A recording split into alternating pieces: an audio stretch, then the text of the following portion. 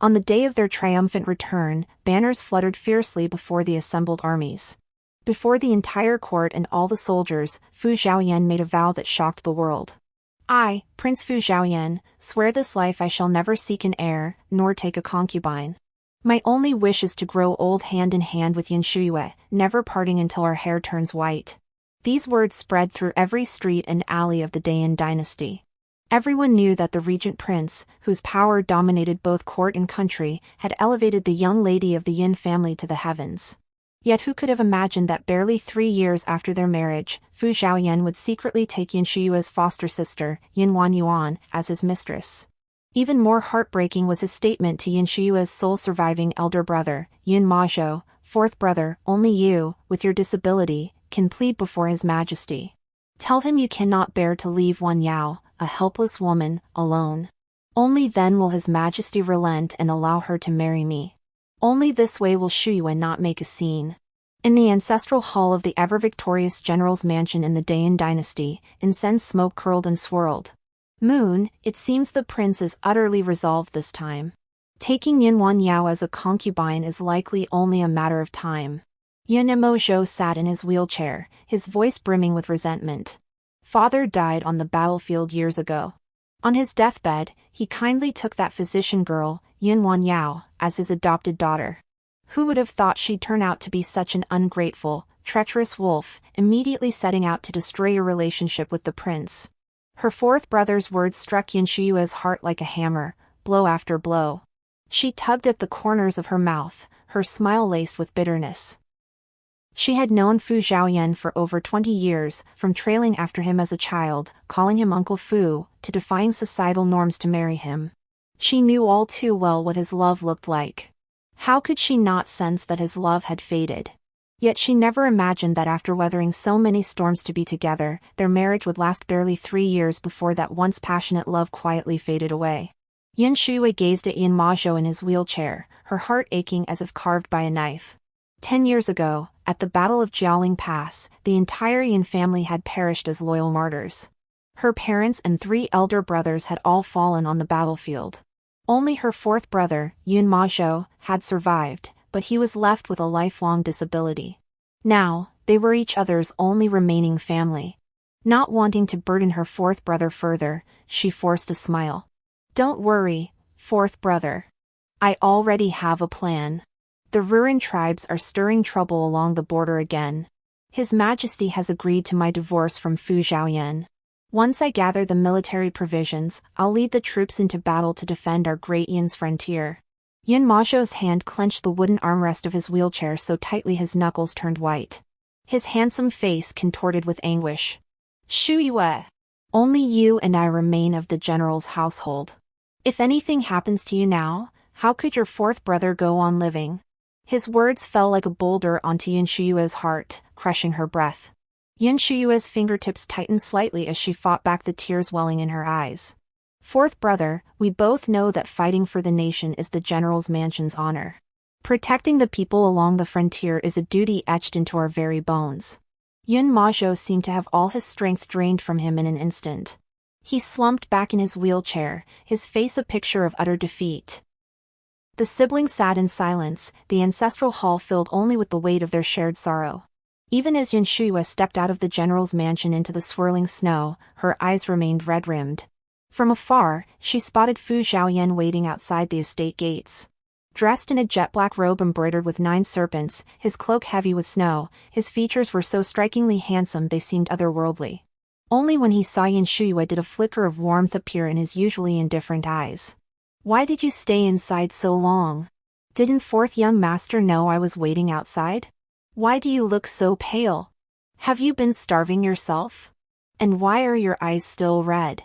He reached out and took hold of Yun Shuyue's fingertips. Feeling the icy chill of her hand, he promptly tucked it into his own coat, warming it. In the past, such tender care would have filled Yun Shuyue with delight. But now, as their closeness deepened, she caught the familiar scent of incense on his skin. Looking closer, Fu Zhaoyan's collar was slightly disheveled, and faint crimson marks were visible beneath his neck. She had been back at the general's mansion for barely an hour, yet he couldn't even wait that long before consorting with Yun. Yun Shuyue raised her hand, gently smoothing his collar as she asked softly, Uncle Fu, do you think things might have been better if we hadn't married back then?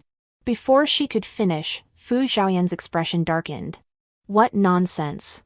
I raised you from childhood. Do you regret marrying me now? 20 years ago, when the Ruren invaded, the entire Yun clan went to war. Even her fourth brother, barely 12, took the battlefield. In the vast general's mansion, Yun Shuyue was left utterly alone. Fu Zhaoyan, pitying her loneliness and helplessness, brought her into the palace. The war raged for 10 years, and he raised her for 10 years. During those 10 years, she studied and trained in martial arts alongside the Crown Prince, who was her age. She followed the Crown Prince in addressing him as uncle. It was also during these 10 years that she developed feelings she shouldn't have for this uncle, who was only 6 years older than her. Perhaps she should have kept this affection buried within her heart, content to call him uncle for the rest of her days. Yun Shuyue forced a smile and shook her head. I was just speaking off the cuff. With that, she stepped into the carriage first, preparing to return to the regent's residence with Fu Zhaoyan. Halfway through the journey, Fu Zhaoyan's personal guard, rushed over, his expression frantic. Your Highness! Urgent official business at the Ministry of Revenue. You must go immediately. So flustered and impatient, what manner is this? Fu Zhaoyan scolded aloud, though his eyes betrayed unmistakable concern. After the Crown Prince ascended the throne, Fu Zhaoyan, as Regent Prince, had long relinquished all governmental affairs, now holding only a nominal position in the Ministry of Revenue. His sudden urgency likely meant he was rushing to see her dear sister, Yun Shuyue. Yun Shuyue smiled and said, Go ahead, uncle. But since you broke our promise, don't forget our earlier agreement. Fu Zhaoyan's lips curved into a rare smile as he tapped her nose with his finger. You little rascal. Not just 1 gold ingot, I'd gladly give you 100, even 1,000. This was their old joke. Whenever Fu Zhaoyan angered Yun Shuyue, he'd give her a gold ingot as compensation. Once she saved up 100 gold ingots, Yun Shuyue would leave him forever. And now, this gold was her final military funding for the campaign against Ruren. 7 more, and she'd have the full amount. The day she gathered them all would be the day she formally divorced Fu Zhaoyan and led her troops north. Chapter 2 Fu Zhaoyan remained oblivious to her thoughts. He had Fu fetch a gold ingot and hand it to Yun Shuyue before hurrying away. The next time she saw Fu Zhaoyan was the following day. Still wearing yesterday's clothes, he entered the study looking energetic, searching for Yun Shuyue. By then, Yun Shuyue had spent the entire night poring over the border defense maps, her eyes bloodshot and her face worn with exhaustion. In the past, whether Yun Shuyue was tired, weary, injured, or wronged, Fu Zhaoyan was always the first to notice. But now? Fu Zhaoyan completely ignored the weariness etched on her face. Grasping her hand, he said, You seem preoccupied lately. I encountered your sworn sister on my way back to the estate yesterday. Why not have her move in to keep you company? The bamboo pavilion on the east side has been vacant all this time. Let her stay there. This wasn't a discussion at all. He clearly made up his mind and was merely informing her. Fortunately, Yun Shuyue no longer cared about such things. She looked deeply at Fu Zhaoyan, her tone flat, devoid of any trace of humor. Very well. Tingzhu Pavilion is conveniently close to your Royal Highness's study. Perhaps you could keep an eye on my sworn sister for me. Her expression and tone were unchanged from usual, yet Fu Zhaoyan felt an inexplicable flicker of unease. He quickly suppressed that momentary unsettlement, smiling as he drew Yun Shuyue into his embrace. Wan Yuan is your sister. No matter what, this prince will never treat her unfairly. Yun Shuyue leaned against his chest. Though the man in her arms still bore the features of the one she had once deeply loved, her heart remained utterly unmoved. Yun Wanyan soon moved into the prince's residence. That very evening, she stormed into Yun Shuyue's study, sobbing and accompanied by her maid. Sister, have I done something wrong to upset you? Otherwise, how could the jade hairpin my mother left me vanish the moment I entered the mansion? Her words, both explicit and implied, accused Yun Shuyue of mistreating her as a foster sister. The servants nearby kept their heads bowed, none daring to speak. Such petty tricks held no weight with Yun Shuyue. If your things go missing, investigate how they vanished yourself. What does it have to do with me? With military affairs already demanding her full attention, Yun Shuyue had no patience for Yun Wanyuan's entanglements. She simply wanted her to leave quickly. Just then, an announcement came from outside: His Royal Highness has arrived. The moment Fu Zhaoyan stepped inside, Yun Shuyue saw his gaze fixed directly on Yun Wanyuan. His eyes held 3 parts tenderness, 3 parts worry, and 4 parts reassurance. Sure enough, the next moment, Yun Shuyue heard Fu Zhaoyan's sharp question: You agreed to let your sister move in this morning. What's the fuss now? Yun Shuyue frowned, about to explain, but Yun Wanyuan beat her to it, kneeling down with tears welling in her eyes. Sister, if it were anything else, no matter how precious, I'd gladly give it to you. But this jade hairpin is my mother's keepsake. Please return it to me, sister. Disappointment clouded Fu Zhaoyan's face. Heir, how did I raise you when you were young? To conduct yourself with integrity and dignity. How could jealousy lead you to treat Wanyuan so harshly? He instinctively pulled a gold ingot from his robe. If you need money, I'll give it to you. With just a few words, he pinned the blame of mistreating her foster sister on her, not even giving Yun Shuyue a chance to defend herself. Staring at the gold ingot Fu Zhaoyan offered, Yun Shuyue's expression froze for a moment. Back then, even when she clashed with the crown prince, Fu Zhaoyan had always been the first to protect her. Did he now cherish Yun Wanyuan so deeply? Yun Shuyue clenched her fingers and retorted, May I ask, Your Highness, what exactly do I lack that would make me envy Wanyuan so much I'd even steal her hairpin? Of course, it's because I'm carrying the prince's child. Before Yun Wanyuan could finish, Fu Zhaoyan cut her off sharply. Silence. Yet Yun Shuyue had heard clearly. So this was why he was so eager to take Yun Wanyuan as a concubine, even going so far as to seek his 4th brother's help, because Yun Wanyuan was already carrying his child, and he was desperate to give the child legitimacy. Yun Wanyuan's eyes welled with tears at Fu Zhaoyan's rebuke. But this time, Fu Zhaoyan didn't look at her. Instead, he softened his voice and coaxed Yun Shuyue cautiously, Heir, it's just a hairpin. Just give it back to her. Stop this nonsense, will you? His words poured over Yun Shuyue like a bucket of ice water, instantly dousing every last ember of her anger. Even now, he still believed she was deliberately making things difficult for Yun Wanyuan. What else was there to say? Yun Shuyue tugged at the corners of her mouth, forcing a smile that barely qualified as such. Fine, I won't make a fuss. How does your highness intend to deal with this cruel princess who mistreats her foster sister? Fu Zhaoyan rubbed his temples thoughtfully before replying, Starting today, you're relieved of managing the household affairs. Let Wanyuan handle them for you. Yun Shuyue listened, feeling not the slightest bit of sadness, only utter absurdity. She was leaving soon, who managed the Regent Prince's residence had nothing to do with her. But what was Yun Wanyuan's status? Was she even fit to take charge of the mansion? A concubine? Or a mistress? As if reading her thoughts, Fu Zhaoyan addressed the servants, The princess consort is unwell. Henceforth, all matters great and small within the mansion shall be managed by my sworn sister, Yun Wanyuan. Not a single servant dared utter dissent. All bowed their heads tremulously, responding in unison, Yes, Your Highness. Finally, everyone withdrew. Yun Wanyuan rose triumphantly, stepping close to Yun Shuyue's ear. Her voice hushed. She whispered, Sister, see? All men in this world are the same. Once they tire of the food at home, they seek novelty elsewhere. Do you believe it? Sooner or later, I will replace you and become the new Regent Princess. Chapter 3. A sharp pang of pain stabbed Yun Shuyue's heart, but years of battle had honed her ability to hide her emotions.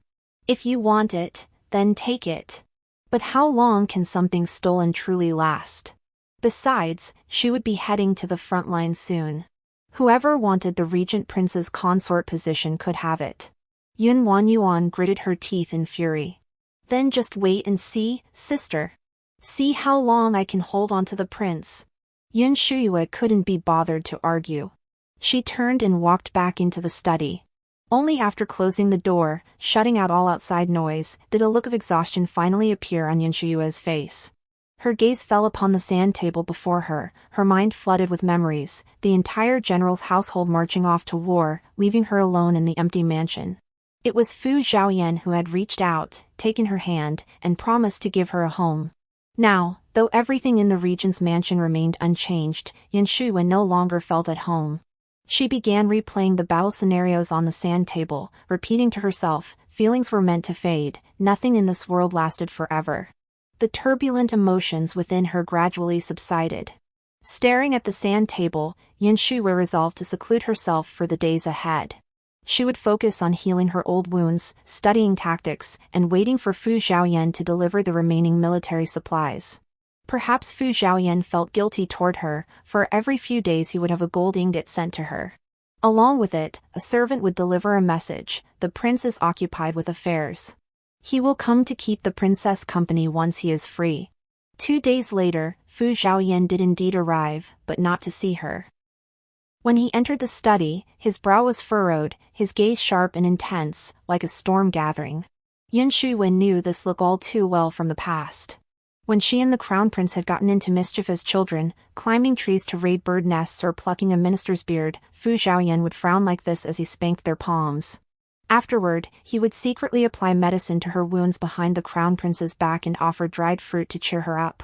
But now, do you know what offense you've committed? Fu Zhaoyan's voice was low and sharp, like a blade. I do not. Yun Shuyue had remained confined to her quarters these past days, even communicating with the outside world through her personal guards. She had no knowledge of what was happening outside. Fu Zhaoyan's frown deepened. You don't know? After leaving your quarters that day, Wan Yao's health deteriorated.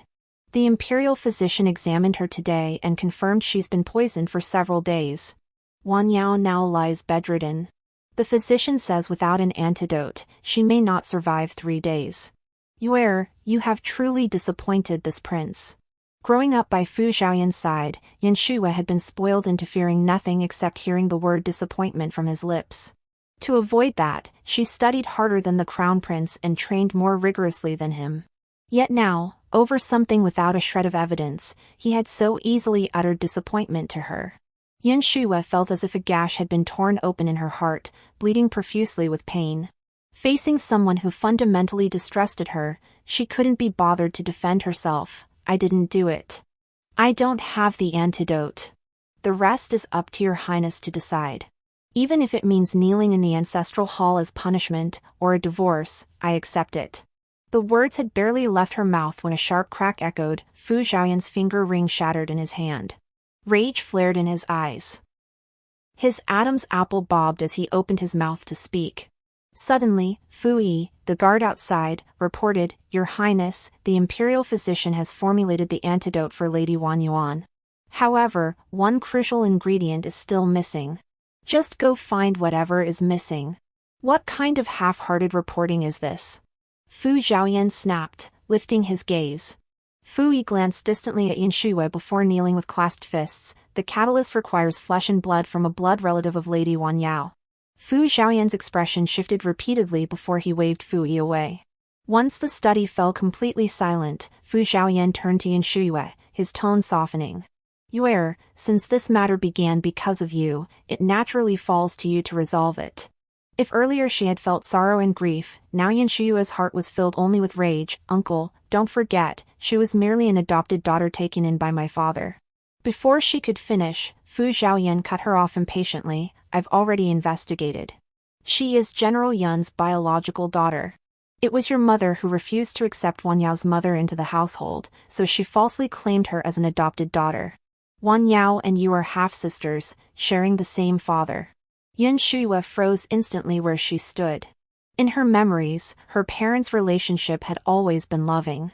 Her father, especially, had never taken a concubine for her mother's sake. Could it be true, as Yun Wan Yao claimed, that no man in this world remains faithful? While her thoughts drifted, Fu Zhaoyan had already drawn the dagger he carried. His tone softened as he coaxed, Be good, Heir. Once this matter is settled, we'll be just as close as before. Wan Yun's health and the child growing inside her must not suffer the slightest harm. Only then did he shed his disguise, his words hardening into an unyielding demand. Yet he seemed to have forgotten entirely. 5 years ago, Yun Shuyue had followed him to battle in the southern frontier, taking a blade meant for him on the battlefield. The blade had pierced straight through her abdomen, leaving her clinging to life after a brush with death. The price was that Yun Shuyue could never bear children again. Moreover, every winter, the old wound would torment her with excruciating pain. Her heart felt as if it had been filled with ice water. Yun Shuyue's voice was as light as a breeze. "Uncle, my body is a gift from my parents. I will never squander it for someone unworthy. If you insist on forcing me, then not only will our marital bond be severed, but even the uncle-niece affection we've shared all these years will be completely over." A flicker of panic crossed Fu Zhaoyan's face. He stepped forward and pulled her into his embrace. "What nonsense are you talking? When we exchanged vows at the altar, we swore to be husband and wife for all eternity. As for Wan Yao's matter, I'll explain it to you later. You can't bear children anyway. When the time comes, we'll bring her child to raise under your care. That way, the Regent Prince's household will still have an heir."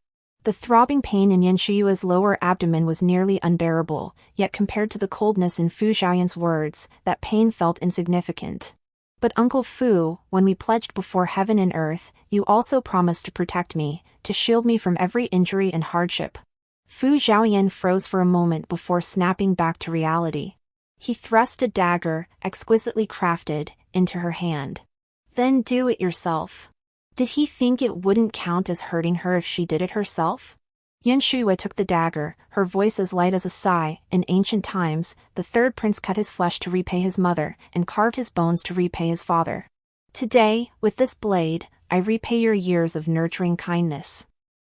She reached for the teacup on the table, about to slit her wrist. A familiar voice suddenly rang out, "Your Highness, please stop tormenting my sister. All she wants is a bowl of blood and flesh, isn't that right?" Yun Shuyue's heart jolted violently. She snapped her head up to look. Her fourth brother, Yun Shuyue, slowly pushed his wheelchair in. His face was deathly pale, his wrist wrapped tightly in a large bandage from which trickles of crimson seeped through. Facing Fu Zhaoyan's overwhelming aura, Yun Shuyue raised his wrist. "If Wan Yao's origins are truly as your highness claims, then my own flesh and blood may serve as an antidote." Yun Shuyue gave Yun Shuyue a quiet wink, as if to say, "Don't be afraid, your fourth brother is here. Wan Yao's health comes first." Shuyue dared to enter the prince's residence without prior notice. "I beg your highness's forgiveness." Fu Zhaoyan frowned, as if he wanted to say something. Guard Fui rushed in again with news, "Your Highness, Miss Wan Yun has awakened." Fu Zhaoyan, unable to linger, gave Yun Shuyue a lingering look, left behind a gold ingot, and hurried away. Once Fu Zhaoyan's presence vanished completely from the room, Yun Shuyue could no longer hold back her sorrow and frustration. Her trembling hands reached to examine Yun Shuyue's wound, her eyes reddened. "Fourth brother." Yun Shuyue hurriedly comforted her. "You're an adult now, why are you crying? Fourth brother is fine. What kind of injury haven't I endured on the battlefield? It'll heal in a couple of days. It's only because your shadow guard came to find me that I could arrive in time. Otherwise, you would have gone to battle wounded." Yet the more he downplayed his injuries, the more her heart twisted in agony. Countless times before, she had yearned for the affection of her parents and brothers. Now that she had it, she felt only sorrow. She could convince herself to tolerate Fu Zhaoyan's betrayal, to endure Yun Wanyun's taunts. But she could not bear to see her only remaining kin hurt. Yun Shuyue fiercely wiped away her tears, urging Yun Shuyue to take care of himself. After counting and confirming there were 97 gold ingots, she entered the palace to seek an audience with the emperor. Upon entering the Hall of Diligent Governance, Yun Shuyue hadn't even had time to perform the formal bow. Emperor Fu Wangjun swiftly descended from the dragon throne, grasping her arm. "We agreed, no formalities when we're alone. We grew up together. If even you bow to me, this emperor's role would truly lose all meaning." Hearing his tone, unchanged since childhood, Yun Shuyue felt another wave of dizziness. Whether it was Fu Wangjun, fourth brother, or herself, they all seemed unchanged from the past. Then why, exactly, had Fu Zhaoyan transformed so completely? Fortunately, her departure for the campaign was imminent. Whether this question found an answer or not, it no longer mattered to her. "Why have you found time to come to the palace today? Didn't you say last time you wanted to properly bid farewell to your imperial uncle?" Fu Wangjun's voice snapped Yun Shuyue out of her reverie. She pressed her lips together, swallowing the bitter lump in her throat. I came to request an imperial decree granting me a divorce from my uncle. Fu Wangjuan's narrowed phoenix eyes narrowed further, shock mingling with disbelief. Didn't you say last time that I should wait until after your campaign to issue the decree? Yes, but she hadn't expected to break down in just a few short days. Cloud Moon's heart churned with conflicting thoughts as she searched for words. Fu Kai, the chief eunuch guarding the door, suddenly entered to report, "Your Majesty, the Regent Prince has arrived." Fu Wangjun immediately straightened, urging Cloud Moon, "Hide behind the screen. Don't drag me into this mess and get scolded by His Majesty too." Yun Shuyue swallowed her words and hurried behind the screen. But no sooner had she concealed herself than Fu Zhaoyan's cold, deep voice drifted over, "I have come to request His Majesty's decree to establish Yun Wanyuan as the Regent Prince's consort. As for Yun Shuyue, her conduct is improper, marked by jealousy and tyranny. She shall be demoted to a concubine." Yun Shuyue froze, her entire body stiffening in place. Vaguely, Fu Wangjun seemed to glance her way with concern. "Uncle, was Shuyue aware of this matter? The Yun family has served loyally for generations. Would it not be better to first dissolve your marriage with Shuyue before taking Yun Wanyan as Regent Prince's consort? This would spare the hearts of loyal subjects." Fu Zhaoyan cut him off coldly. "Once His Majesty issues his decree, she will know. These past nights, Wanyao has been poisoned and confined to her sickbed. The abbot of Hugu Temple came to examine her and declared this child of hers is of inestimable importance. If Wanyao's status is too low, she won't be able to bear the child at birth and will die in childbirth. This prince never once considered divorcing Yuer. Your Majesty, do not speak of this matter again." His tone brooked no refusal, clearly a decision already made. Even Fu Wangjun, as emperor, could not defy him.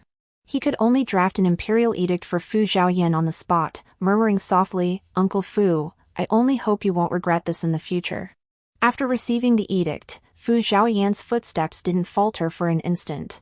He left only these words, "This prince shall never regret." Only after Fu Zhaoyan had completely disappeared from sight did Yun Shuyue emerge from behind the screen. Her face was pale, as if all her strength had been drained. Fu Wangjun looked worried, racking his brain for words to comfort her. "Shuyue, your royal uncle was merely blinded by Yun Wanyuan for a time. In his heart, you still hold the most important place." The rest of his words carried no conviction whatsoever. For even back when the Dayin Dynasty faced internal turmoil and external threats, when everyone knelt praying for divine intervention to save the realm, Fu Zhaoyan had casually remarked, "Success depends on human effort, man can overcome heaven." He did not believe in gods or Buddhas. Yet now, for Yun Wanyan's sake, he clung to the words of the enlightened abbot as sacred truth, demanding to demote his wife to a concubine. With a faint, self-mocking smile, Yun Shuyue murmured, "It won't matter much anyway. Soon I'll be divorcing him to join the campaign. Whether I'm wife or concubine is irrelevant. Your Majesty needn't feel guilty or troubled. Simply grant me the imperial decree for the divorce." Having made her decision, Fu Wangjun sighed deeply and drafted the imperial decree of divorce for her. As he handed the decree to Yun Shuyue, Fu Wangjun urged her repeatedly, "Before you leave, this matter must not be revealed to the imperial uncle. Otherwise, he might not consent to your departure for the campaign." Yun Shuyue agreed to each of his requests. As she exited the palace, snow was falling. The red walls and white tiles looked just as they had before. Yun Shuyue walked slowly, stopping and starting, until she found herself unconsciously at the imperial garden. There, she encountered Fu Zhaoyan, who stood in the corridor admiring the snow. Their eyes met. Fu Zhaoyan looked surprised for a moment, his gaze darkening. "When did you enter the palace, Yuer?" Yun Shuyue concealed the imperial edict and feigned surprise. "I came to visit the Empress Dowager." "When did your Royal Highness arrive?" Fu Zhaoyan's thin lips pressed tightly together. His narrow, phoenix-like eyes narrowed upward, as if suspecting something. They say that those bound by marriage vows should trust each other without doubt. Yet now, she and Fu Zhaoyan were deceiving each other. After a long, silent stare, Fu Zhaoyan finally noticed Yun Shuyue's pallor. He removed his cloak and draped it over her. He personally held the umbrella for her, shielding her completely. Since that's the case, Heir, let us leave the palace together. Fearing the slippery path, he insisted on holding her hand. Yun Shuyue struggled briefly but couldn't pull away. She relented. After all, how many more times would they hold hands? 3 more gold ingots, and she could lead her army north. They walked in silence until nearing the exit of the imperial garden. Fu Zhaoyan suddenly gazed at the familiar path and sighed wistfully. When you were 12, the capital saw a snowfall like this. I still remember you and Wang Jun building a snowman here together, then both catching colds. Yun Shuyue remembered that incident. Back then, when her fever wouldn't break, Fu Zhaoyan had lain in the snow, freezing himself to cool her down with his body. How could she not be moved by such a kind uncle? Feeling the warmth from Fu Zhaoyan's fingertips, Yun Shuyue was about to speak. A young eunuch hurriedly reported, Your Highness, your guard Fui is waiting for you at the palace gate. He asked me to relay that Lady Wanyuan is suffering from morning sickness and vomiting severely. She's waiting for your Highness to return and accompany her. The next moment, Yun Shuyue felt Fu Zhaoyan release her hand. I must depart first. Take care on your return and avoid catching cold. Fu Zhaoyan left the umbrella for her, offered a parting reminder, and hurried away. Yun Shuyue stood rooted to the spot, watching his receding figure grow smaller and smaller. Only when he was nearly out of sight did she slowly voice the words she hadn't spoken earlier. Uncle Fu, when someone begins reminiscing about the earliest days of a relationship, it means that relationship has reached its end. Yun Shuyue also left the palace, but instead of returning to the prince's residence, she headed in a direction completely opposite to Fu Zhaoyan's. By the time Yun Shuyue returned to the general's mansion, it was already late at night. Not wanting to disturb her 4th brother, she quietly slipped back to her own courtyard to sleep. The next day, before dawn broke, she rose early again to practice spearmanship at the training ground, challenging any who dared to question her skill. Amidst the biting winter, Yun Shuyue stood clad in silver armor and a crimson cloak, her silver spear adorned with red tassels gleaming coldly. Her spear work flowed like a dragon. The imperial edict demoting her from wife to concubine had been announced. New recruits looked down on her. A mere concubine of a prince's mansion dares to run wild in the barracks. Yet every challenger who stepped forward was dismounted by her spear, defeated at her hands. Just as she finished dealing with the troublemakers, her personal guards reported that the Regent Prince had sent a 10-tael gold ingot and requested her return to the prince's residence to assist with wedding preparations. Yun Shuyue pondered. She had left the regent's residence in haste yesterday, leaving behind the sand table with the defense plans and other items. She decided to return to the regent's residence. After a stick of incense had burned, Yun Shuyue had barely stepped into the regent's residence when she saw the entire compound already draped in red silk and plastered with red double happiness symbols. Her eyes stung, and she quickly averted her gaze, heading straight for the study. As she hurried past the bamboo listening pavilion where Yun Wanyuan resided, she caught Yun Wanyuan's confidant whispering behind her back that Yun Shuyue disregarded propriety and moral principles, insisting on marrying the Regent Prince, a man a generation her senior. Now look at her, demoted from wife to concubine, a laughingstock throughout the capital. Yun Shuyue had heard such words countless times before. Once, she had dismissed them. But now, Yun Shuyue found herself thinking they might actually be right. Not wanting to stir up trouble, she pretended not to hear and tried to walk away. Unexpectedly, the next moment, she bumped into Fu Zhaoyan hurrying toward Tingzhu Pavilion. His personal servant kept pleading, Master, the guest list is finalized. Why must you personally handle every detail? Even when you married Princess Consort you never worked yourself to such exhaustion. Different, Fu Zhaoyan replied with 3 indifferent words. The attendant immediately realized his slip, slapping himself across the face. How dare I speak so? The Princess Consort of Yu and the Princess Consort of Wanyuan are naturally different. But your Highness, if you disliked Princess Yu, why did you plead for her hand before the entire army back then? Yun Shuyue, who had been about to leave, instinctively concealed herself behind the rockery. Then, Fu Zhaoyan's cold, resolute voice carried over from the other side. Before his death, General Yun entrusted me to protect Yuer's lifelong prosperity and well-being. Back in the southern frontier, she shielded me from a blade, narrowly escaping death. To rekindle her will to live, I had no choice but to compromise and take her as my wife. Yun Shuyue froze completely. She could no longer make out the rest of Fu Zhaoyan's words. Her mind was filled with memories from 10 years ago, when she and Fu Zhaoyan had gone to pray for blessings, only to be trapped in the imperial retreat by a torrential downpour. Amid the curtain of rain, he had given her the only umbrella. Alone at last, Yun Shuyue cautiously grasped the hem of Fu Zhaoyan's sleeve and confessed her feelings. Your imperial uncle, I have long cherished you. If this life is yours to give to the Ying kingdom, and the next life has no place for me, then the life after that. Might you give it to me? At that moment, she braced herself for rejection. Fu Zhaoyan did indeed fly into a rage, scolding her for her outrageous audacity before storming off.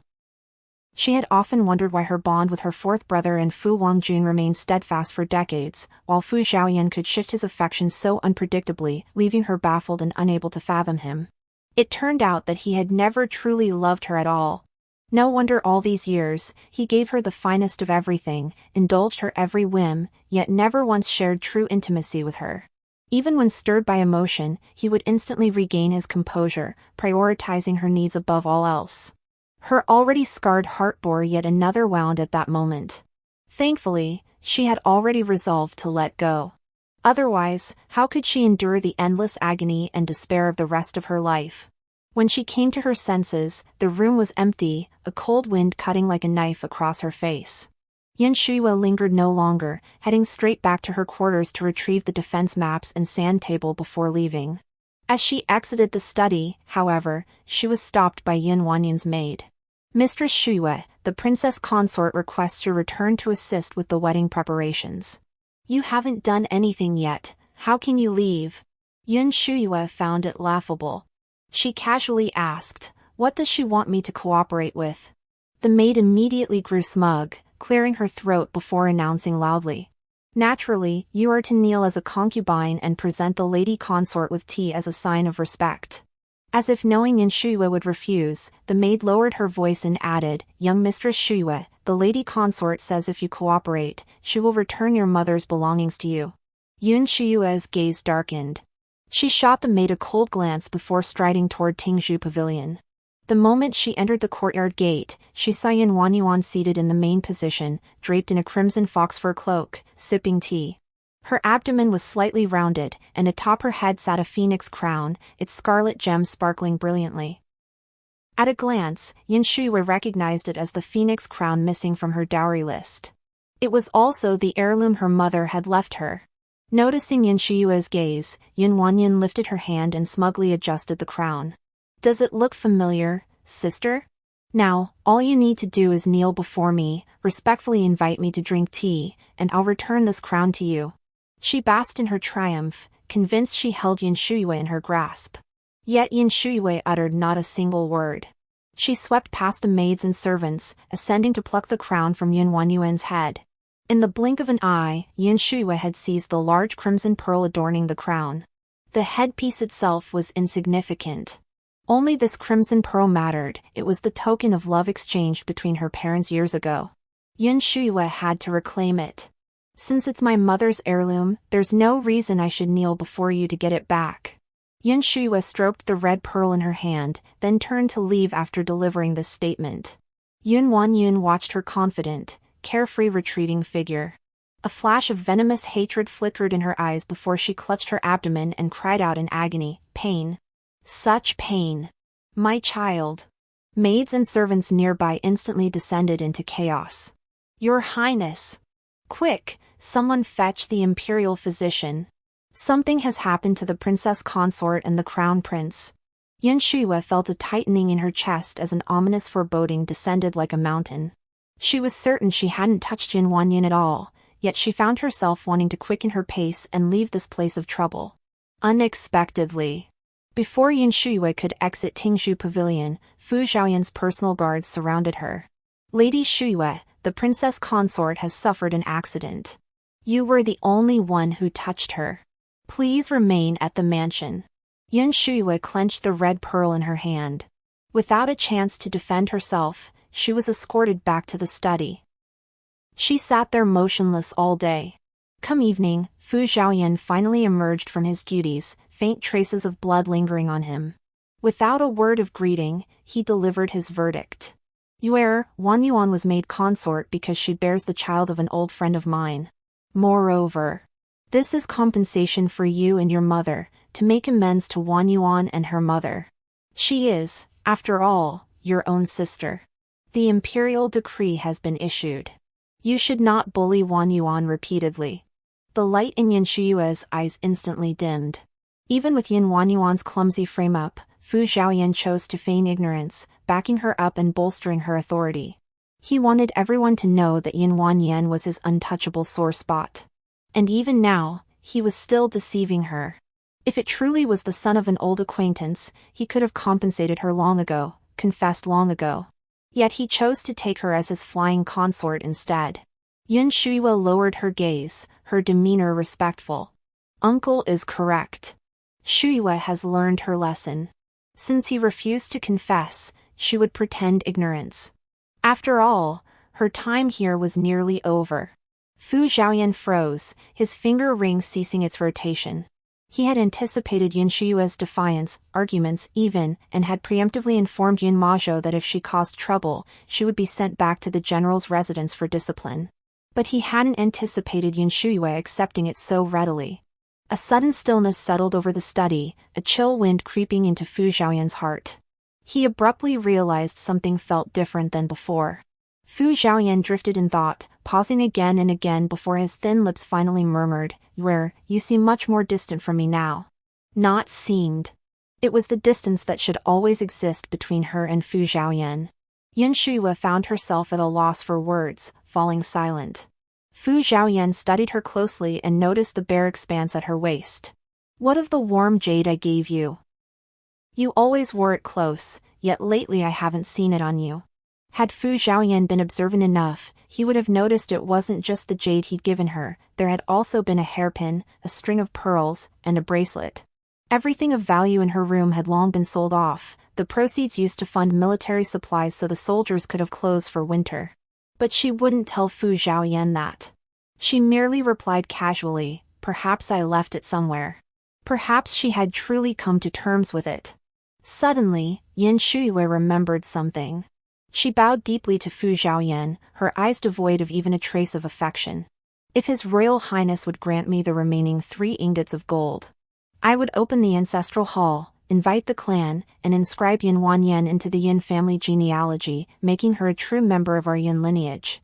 I beg your royal uncle's forgiveness for my rashness these past days. Consider this also my congratulations on finding such a fine match, a bond to last a lifetime."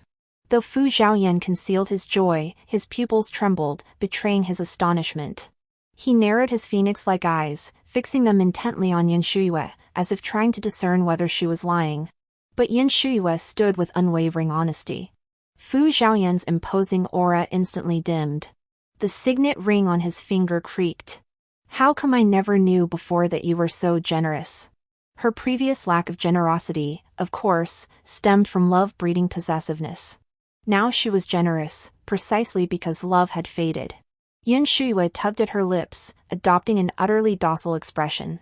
"As His Royal Highness says, Wan Yao and I share no private affection. What reason would I have to object?" Fu Zhaoyan choked, his thin lips pressed together for a long moment before he spoke. 3 ingots of gold. I shall fetch them for you." He swept his sleeve toward the shadows, and Fu Yi, the guard concealed there, immediately obeyed. Within a quarter of an hour, Fu Yi returned with 3 gold ingots. As Yun Shuyue took them, a momentary heaviness settled in her chest. After all, receiving these final 3 ingots meant the marital bond between her and Fu Zhaoyan was utterly severed. She ran her fingers over the ingots, her eyes reddening as she bowed to Fu Zhaoyan. "Thank you, Your Royal Highness." The last time she had bowed like this was over a decade ago. Stung by her coldness, Fu Zhaoyan swept his sleeve and rose to leave. Only when he reached the study door did he seem to recall something. "You once told me that if I ever caused you sorrow, I would give you 1 gold ingot. When you collected 100, you would leave me forever. How many ingots have I given you now?" 100 gold ingots, 10,000 taels, was enough to buy provisions for the entire army through one winter. Yun Shuyue didn't understand why he suddenly asked this and casually replied, 95, I suppose. Hearing this number, Fu Zhaoyan's tense back seemed to relax considerably. With his back to Yun Shuyue, he nodded. For the remaining 5 ingots, I will not cause you sorrow again. With that, Fu Zhaoyan slowly stepped into the wind and snow. He seemed never to have considered that the journey between him and Yun Shuyue had long since reached its end. Only after Fu Zhaoyan's figure was completely swallowed by the snowstorm did Yun Shuyue whisper softly into the boundless night, "But Imperial Uncle, I have already let go completely. You can never hurt me again." That night, Yun Shuyue placed the divorce papers on the table before returning to the general's residence. By the time she arrived, it was deep into the night. She intended to move quietly, not to disturb her fourth brother's rest. Yet the moment she entered the ancestral hall, Yun Mazhou's voice reached her from behind. "Have you made things clear with the Prince of He? When will you depart?" Yun Shuyue stiffened slightly, unsure how to respond. Yun Mazhou's grip on the wheelchair turned white with tension. "Surely not tomorrow. Tonight." Yun Shuyue's trembling voice cut him off as she beckoned toward the shadows.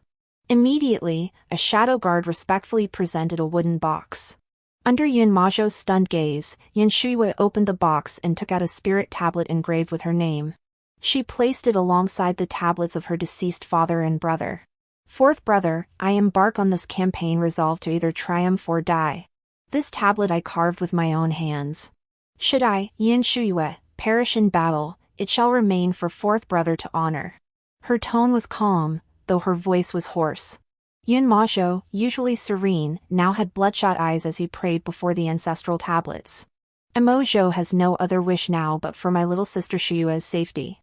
Yun Shuyue fought back a sob as she approached and knelt beside him. "Fourth brother, rest assured. No matter what, I will do everything to survive. Promise me you'll wait for my return, okay?" After a long silence, Emo Zhou's slightly trembling voice echoed from above. "Okay." Yun Mazhou, confined to bed for years due to his leg ailment, grew weary after speaking with Yun Shuyue for a while longer. After helping him back to his room to rest, Yun Shuyue returned to the ancestral hall. Last time, she had paid her respects with the resolve to die.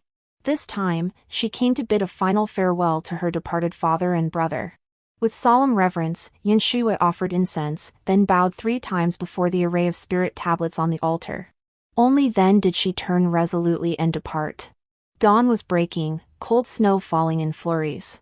Upon reaching the imperial city, Yun Shuyue mustered 3,000 soldiers from the divine martial army. Together with 30,000 black armor soldiers from the capital's outskirts, they marched forth. Beneath the commander's banner, Yun Shuyue wore silver armor and a crimson robe, her silver spear gleaming with a chilling, murderous light. Her voice cut through the wind and snow, "Soldiers, this battle is perilous. We fear not death. We swear to defend our land with our blood." The entire army roared in unison, "We swear to defend our land with our blood." The murderous aura shook the heavens. Yun Shuyue donned his mask, spurring his horse to lead the advancing troops. Banners fluttered fiercely, war drums thundered across the land. As they reached the crossroads, another beat of gongs and drums drew nearer. Yun Shuyue watched Fu Zhaoyan's wedding procession pass slowly by. Only then did she realize his wedding to Yun Wanyan was also today. Upon his white steed, Fu Zhaoyan wore crimson robes, his beauty unmatched. His icy, cold eyes now held infinite tenderness. Behind him stretched 10 li of red wedding decorations laid out for Yun Wanyan. Countless citizens and spectators lined the route.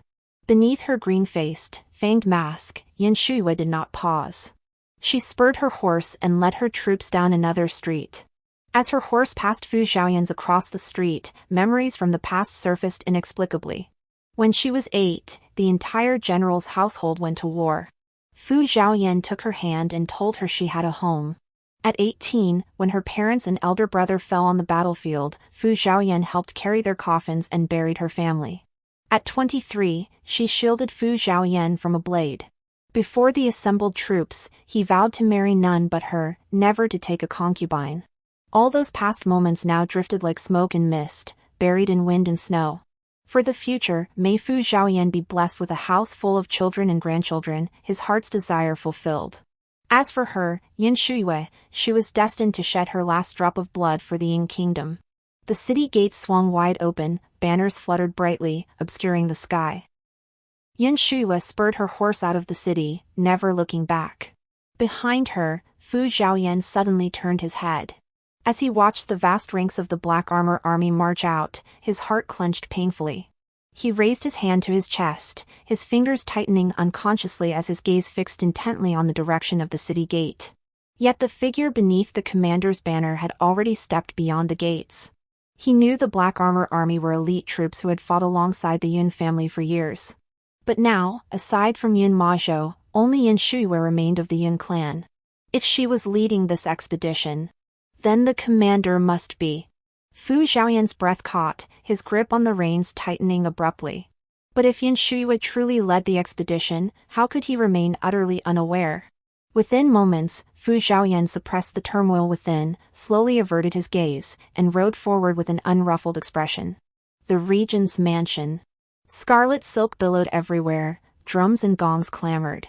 Even Emperor Fu Wangjun had specially come to witness the ceremony. Dressed in crimson ceremonial robes, Fu Zhaoyan dismounted and escorted Yun Wanyan, veiled in her bridal veil, from the wedding palanquin. Hand in hand, they slowly walked down the aisle. Unlike the jubilant crowd offering congratulations, Fu Zhaoyan's eyes held little of the joy expected on his wedding day. First bow to heaven and earth, the master of ceremonies intoned loudly. Suddenly, a startled cry pierced the festive air of the prince's mansion, "Your Highness." All eyes turned instantly. Fu Zhaoyan clutched his chest with one hand, braced himself against the table with the other, his sword-like brows knitted tightly as if enduring unbearable agony. Then, he violently coughed up a mouthful of black blood.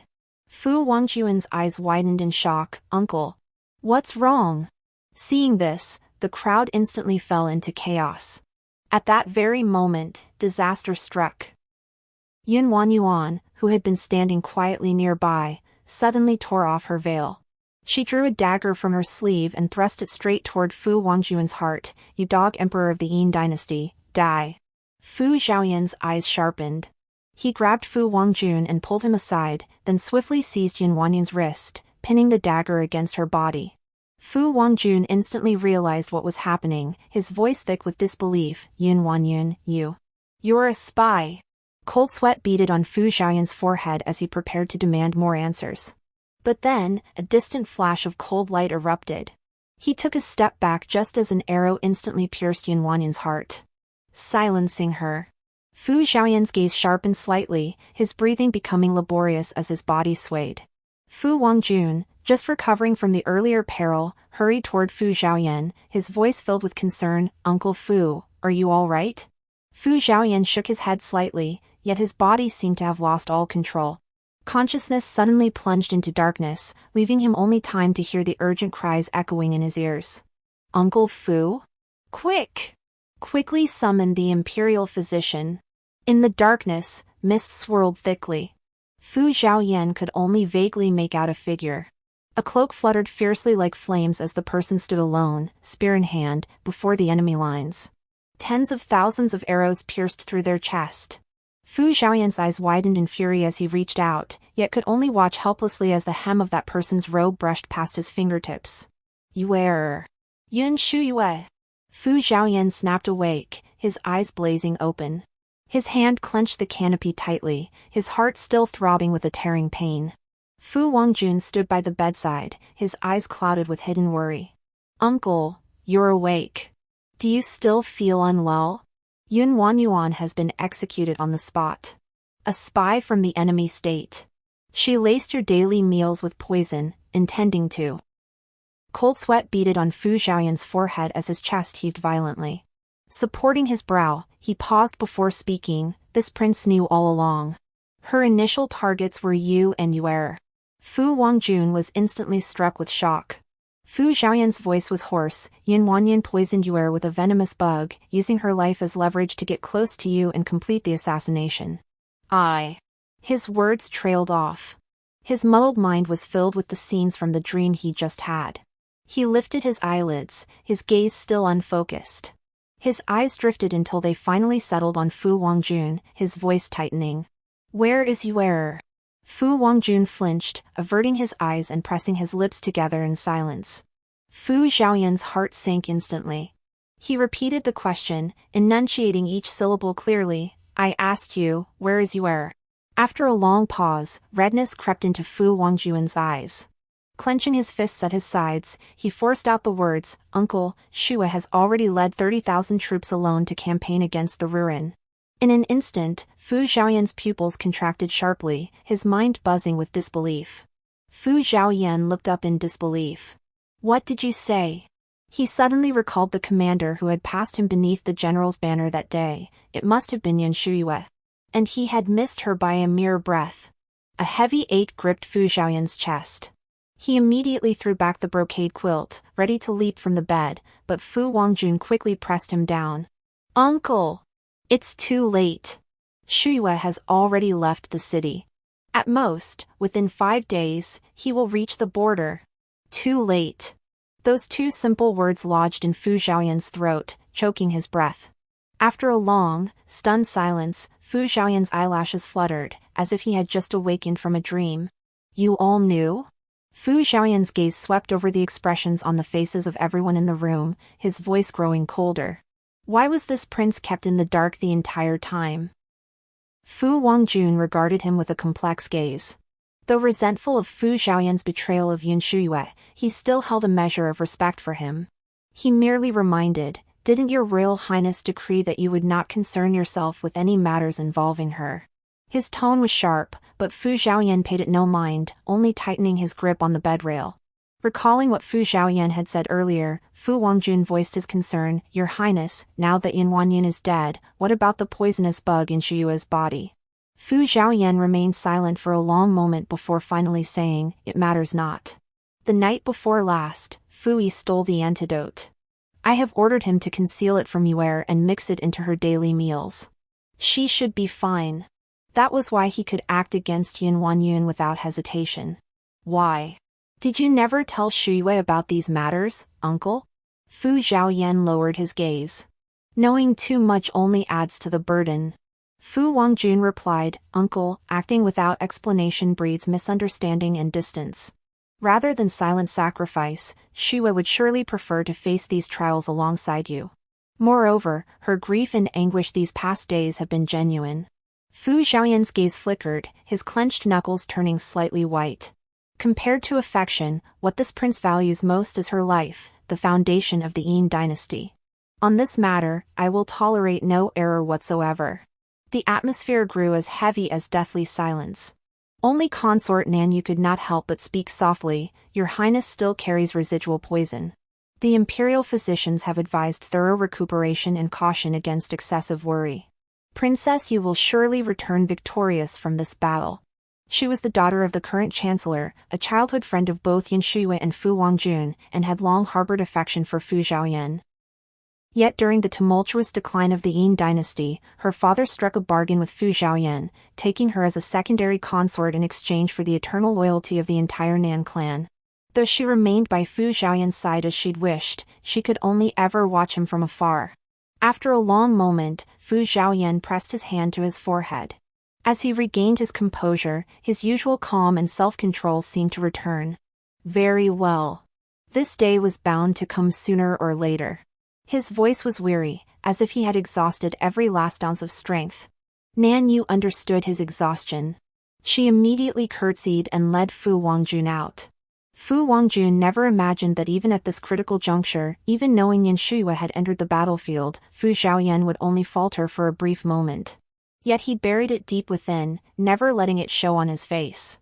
Nanyu glanced at him and sighed softly, I know your majesty worries for the princess consort of you, but the prince's concern is surely no less. Of course you'd speak for the imperial uncle, Fu Wangjun snorted softly, turning his head away, refusing to engage. Nanyu lowered her eyes, unable to hide her desolation. I can simply see it. How could she fail to discern the emotions hidden in the eyes of the one she cherished? 3 days later. The Regent Prince's wedding plans dissolved into nothingness due to the sudden turn of events. When Nan Yu entered the bedroom carrying the medicine, she found Fu Zhaoyan reclining on the bed, a scroll of the ruined terrain map in his hands. His dark hair fell loosely around him, the pallor of illness still lingering on his face. His expression was intense as he studied the map, a strand of long hair cascading over his forehead.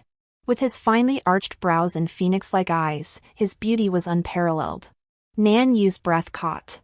"Your Highness, please take your medicine first. Rest a while before continuing your work." Fu Zhaoyan hummed in acknowledgement, his gaze never leaving the map. He took the medicine and drank it in one gulp. Yet Nan Yu lingered, hesitating to leave. Fu Zhaoyan finally set down the map and lifted his gaze to meet hers, his voice gentle yet distant. "Is there something else?" Nan Yu hesitated for a long moment, as if gathering her courage, before her words came out with difficulty. "This humble maiden dares to request a divorce from your Highness. I know your Highness has no affection for me, that you took me as a secondary consort only out of necessity. The one he truly cherished was thousands of miles away." Though she adored Fu Zhaoyan deeply, she now understood his heart and her own. Moreover, these past 3 days had brought her to a clear realization. After a long silence, she heard Fu Zhaoyan sigh softly. "Since that is the case, what do you desire?" Nan Yu smiled faintly. "I only wish for your Highness to always have smooth sailing and fulfill your wishes. I will persuade my father, then depart the capital of my own accord."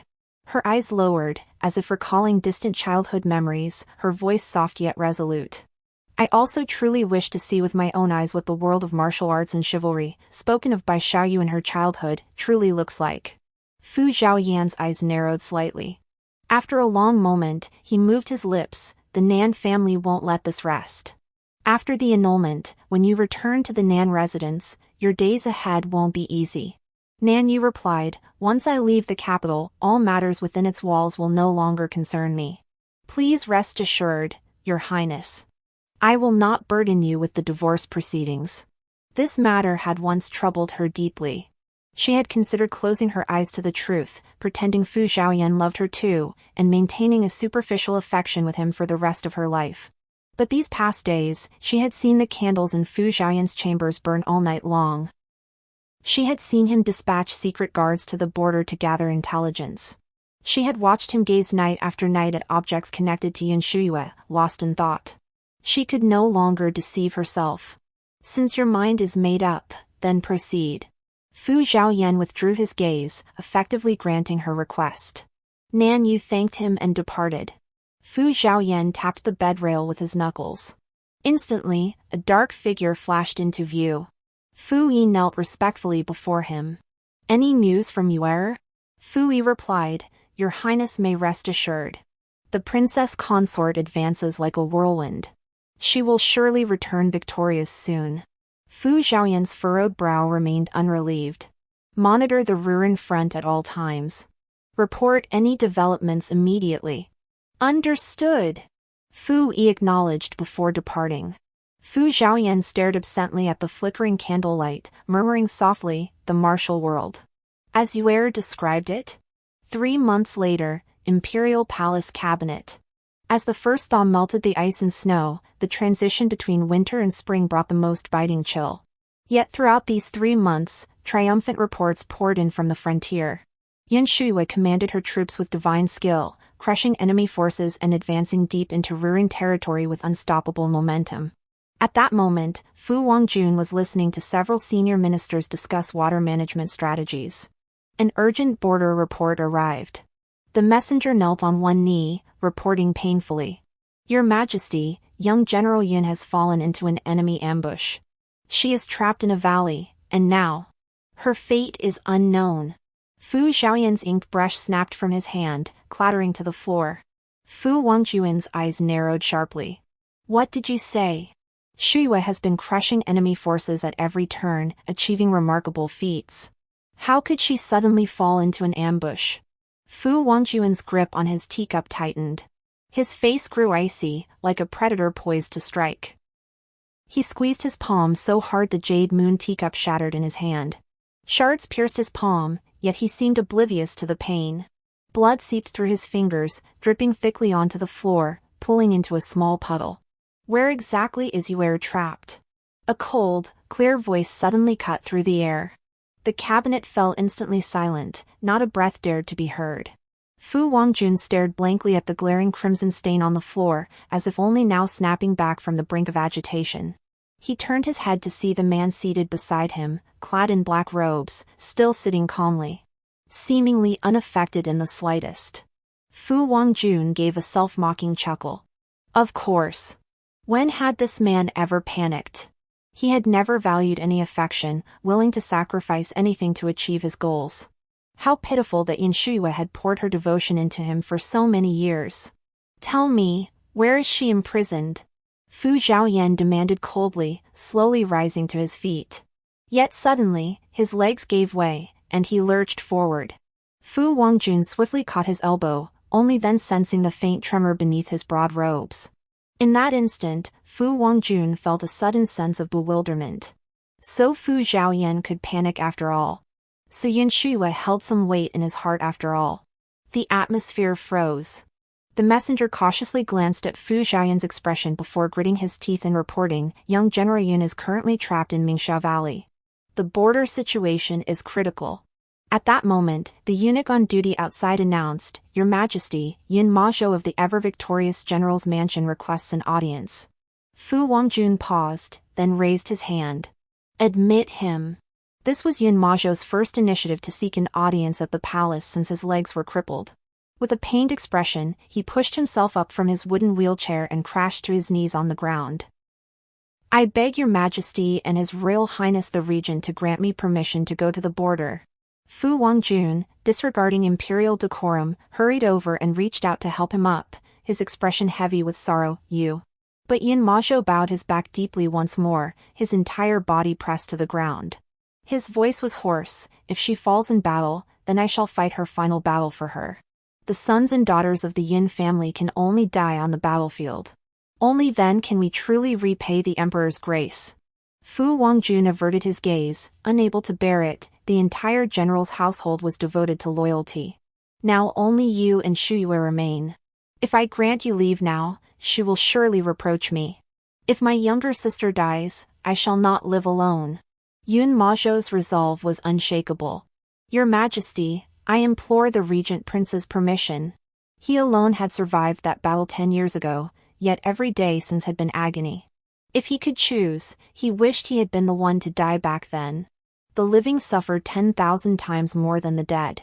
He could no longer bear this agony and torment. Fu Wangjun lowered his gaze upon him, the pain in his eyes gradually hardening into resolve. No.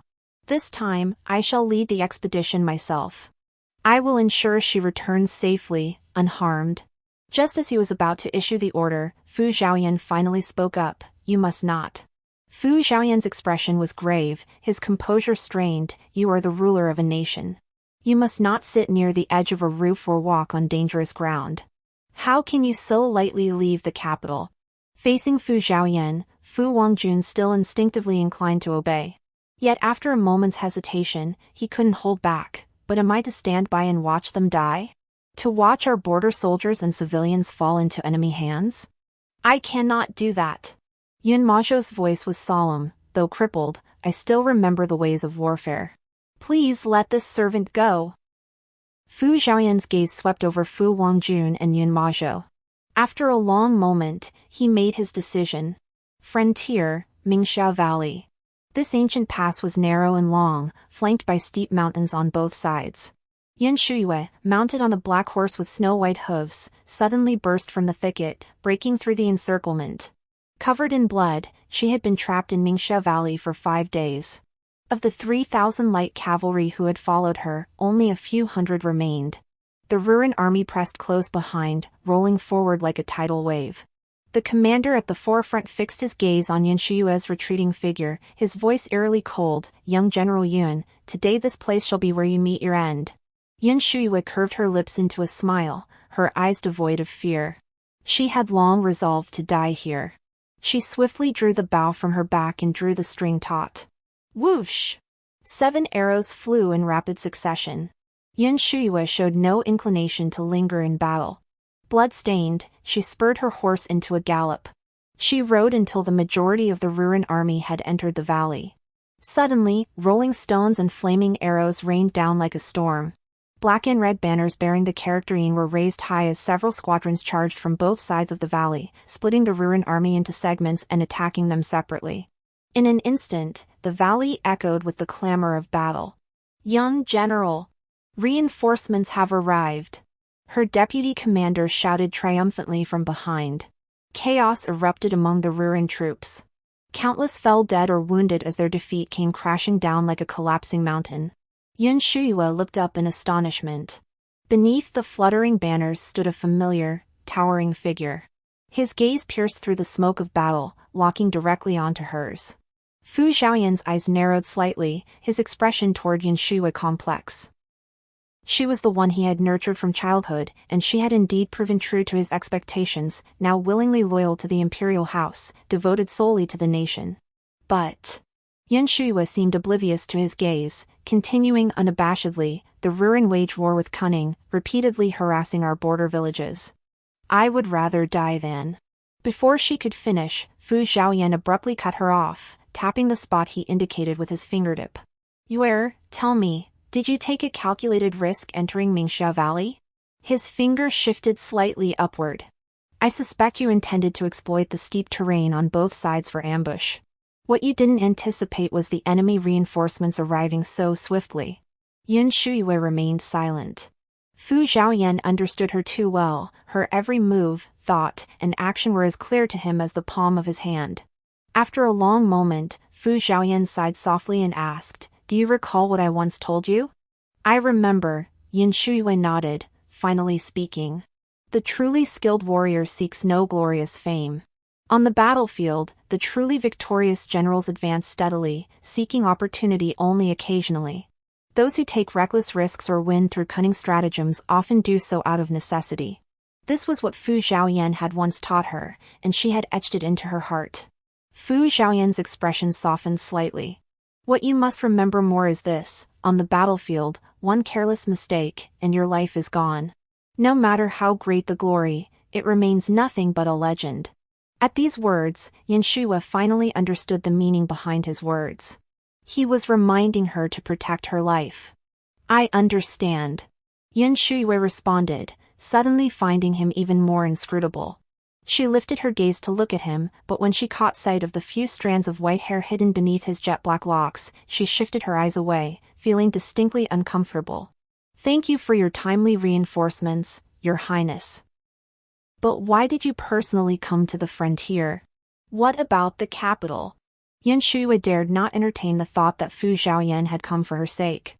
Her concern was that with him here, the capital would be left without a guardian. "It matters not. I shall depart for the capital tomorrow." Fu Zhaoyan seemed to have read her inner thoughts. Yun Shuyue nodded in understanding, but then heard him add, "I came here to remind you to value your life."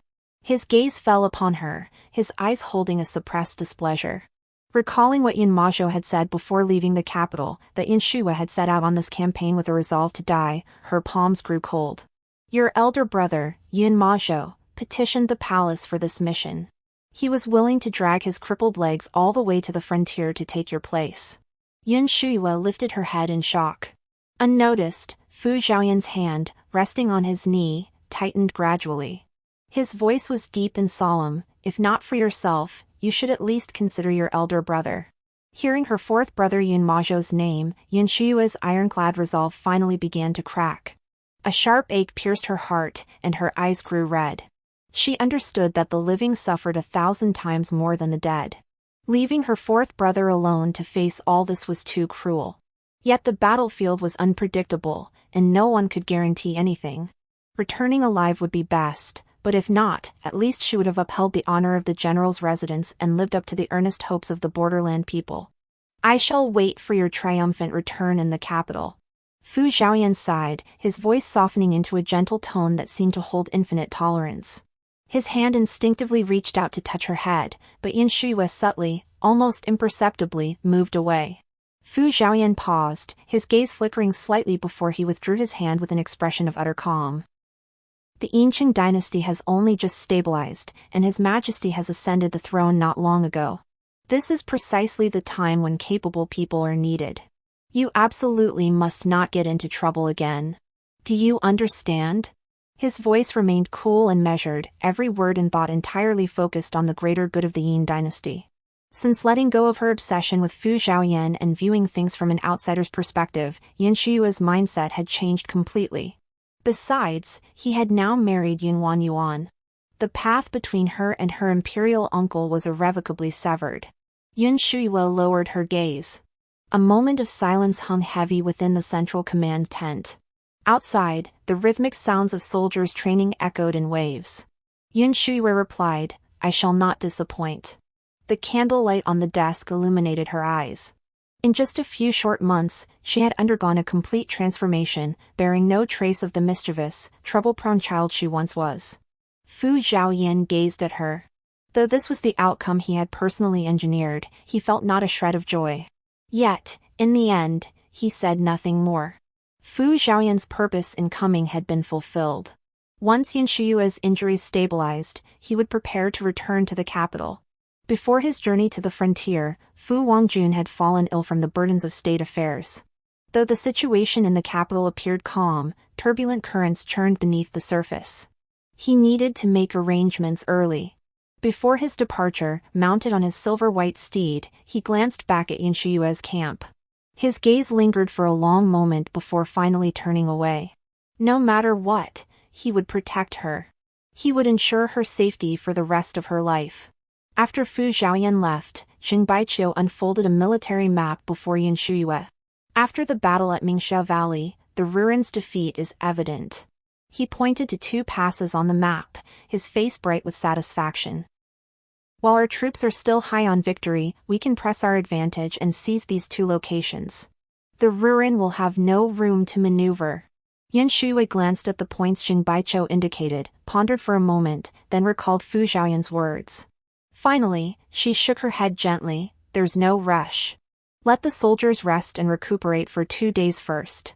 7 days later, Yun Shuyue led her troops, advancing like a bamboo shoot breaking through the ground, straight toward the Rurin border city.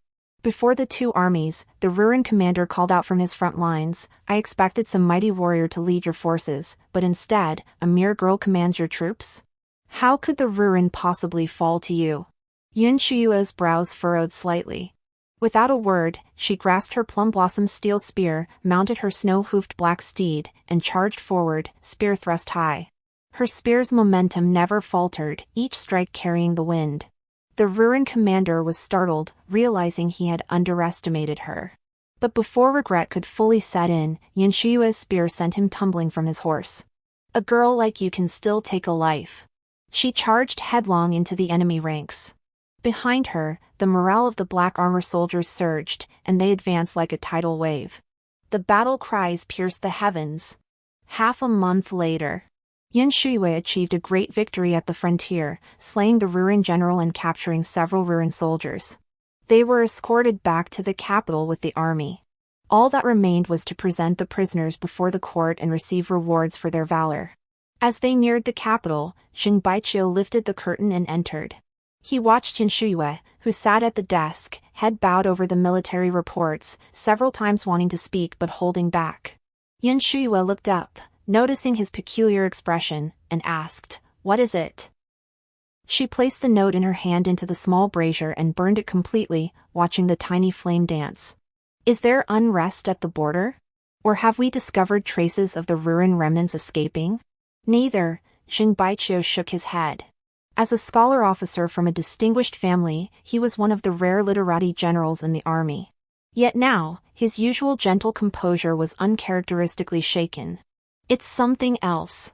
While taking inventory of the prisoners, I noticed one individual who seemed different." Xing Baiqiu was not the type to report trivial matters. Hearing this, Yun Shuyue's expression sharpened as she pressed, "How was he different?" "His appearance." Xing Baiqiu hesitated before whispering, "He bears an uncanny resemblance to His Highness the Regent Prince." As soon as the words left his mouth, he cautiously glanced at Yun Shuyue's reaction. "Is this truly so?" A flicker of astonishment crossed Yun Shuyue's eyes before her brow furrowed. Though she maintained her composure outwardly, Xing Baiqiu still caught the sudden flutter of her lashes and the frost slowly settling in her eyes. Xing Baiqiu ventured cautiously, the ruins' defeat is a foregone conclusion. Rebuilding their strength won't happen overnight. This must be mere coincidence, right? He had initially suspected this might be some treacherous scheme by the enemy, a ploy to plant spies and destabilize the situation. After all, two people looking so strikingly alike seemed too much of a coincidence. Thoughts flashed through Yun Shuyue's mind like lightning. The paper note had already burned to ashes in the small brazier. She turned her gaze to Xing Baiqiu, rose, and said, "Where is he now?" "Take me there." Yun Shuyue commanded her troops with gravity and maintained strict military discipline. Her forces never engaged in burning, killing, or plundering. Captured prisoners were often treated with kindness and compassion. Thus, over the past months, Yun Shuyue had won the hearts of both soldiers and civilians. Xing Baiqiu walked ahead of her, considering his words. "Because of that man's appearance, to avoid complications, I had him placed in another tent." Yun Shuyue nodded, lifted the curtain, and stepped inside. Her gaze sharpened as she saw that familiar, faint silhouette. So strikingly similar it even caused her own momentary disorientation. "Turn around." Yun Shuyue's voice was flat, devoid of emotion. Xing Baiqiu stood behind her, following her gaze. The figure seemed to stiffen for an instant. Then, trembling slightly, he slowly turned, bowed low, his voice barely audible. "Greetings, young General Yun. You are not Ruren?" Yun Shuyue's gaze remained fixed. The moment she glimpsed his face, her breath faltered. "Raise your head." The man trembled at her words, slowly lifting his chin to meet Yun Shuyue's eyes. "No. I am from the Central Plains. I was sold to the Ruren royal palace as a child and became a slave." Yun Shuyue lowered her eyes to observe him, seemingly sizing up the truth in his words. She looked at the man before her, lowly as dust, his black hair falling loosely. He was vastly different from the Fu Zhaoyan she remembered. Yet the instant she saw his face, her eyes suddenly narrowed. His eyes were deep and ink-like, the corners slightly upturned, his expression distant and cold, like ice that had begun to melt but hadn't fully dissolved. Even the way his eyebrows and eyes moved when he looked up or down bore a striking resemblance. His gaze carried a faint, icy detachment, yet upon closer inspection, there was always an indescribable sense of timidity. Stunned by the uncanny resemblance, Yun Shuyue's breath caught. Her hands, hanging limply at her sides, tightened imperceptibly. She remained silent for a long moment. Suddenly, she raised her hand, cupping his jaw to examine the face before her. Her fingertips brushed his outer eye corners, but she suddenly recalled that Fu Zhaoyan's had been more elongated. Her fingers drifted downward, tracing from his eyes to the corners of his mouth. The face she had known since childhood flashed through her mind, and she withdrew her hand. The resemblance was undeniable. The likeness was so profound it could pass as an exact replica. Even the stature was strikingly similar.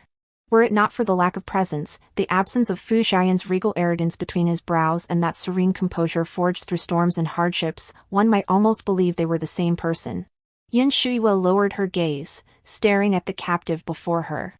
An indescribable feeling welled up within her, complex emotions tangling like fine threads, stirring a taste that was hard to put into words. Only then did Xing Baiqiu speak, carefully asking, "Young general, how should we deal with this person?" A long silence hung in the tent. The man immediately lowered his head further, hiding the expression he had just shown Yun Shuyue. His breathing quickened slightly, betraying his obvious nervousness. "What is your name?" Yun Shuyue asked. "Xiang Wan." Yun Shuyue crouched slightly, her gaze fixed calmly on Xiang Wan. She compared the face before her with the memory of Fu Zhaoyan, her mind racing with thoughts. Xiang Wan remained prostrate on the ground, cold sweat beading in his palms. His eyes were fixed on the floor, trying desperately to hide his face. Yun Shuyue's gaze was too piercing. He feared she might truly see through him. See the traces of alteration on this face. A sharp clang echoed. Yun Shuyue rose, drawing the sword at her waist. The blade, stained with blood, swung down in a horizontal slash, carrying a bitter wind. A flash of cold steel streaked before Xiang Wan's eyes. He shut them tightly, his breath nearly halting. "Young general!" Xing Baiqiu cried out in alarm. The sword hovered inches from Xiang Wan's throat. Yun Shuyue's voice was calm, icy cold. Who sent you? No one. The blade stopped millimeters from his neck. Xiangwan turned his head, the cold steel sending a shiver through his body. The sharp edge traced a shallow, bloody line along his throat. Yun Shuyue instinctively withdrew the blade. Even knowing this man was not Fu Zhaoyan, his face remained bewilderingly captivating. Whenever she saw this face, she was reminded of that figure, upright and sturdy as a pine tree. Yet the man before her now, in that final moment before death, seemed utterly devoid of any will to live. His eyes held only a lifeless, gray emptiness. Yun Shuyue withdrew her sword, its blade sliding back into its scabbard with a sharp clang. Are you not afraid of death? She asked. My life is but dust, my fate not my own. Death is liberation, Xiangwan murmured. Life as dust, fate beyond control.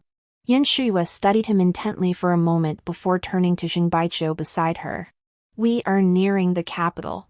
Have him placed under my care for now. But this face must not be seen by more. With that, she turned to leave, then suddenly remembered something and added, have the military doctor examine his wounds again.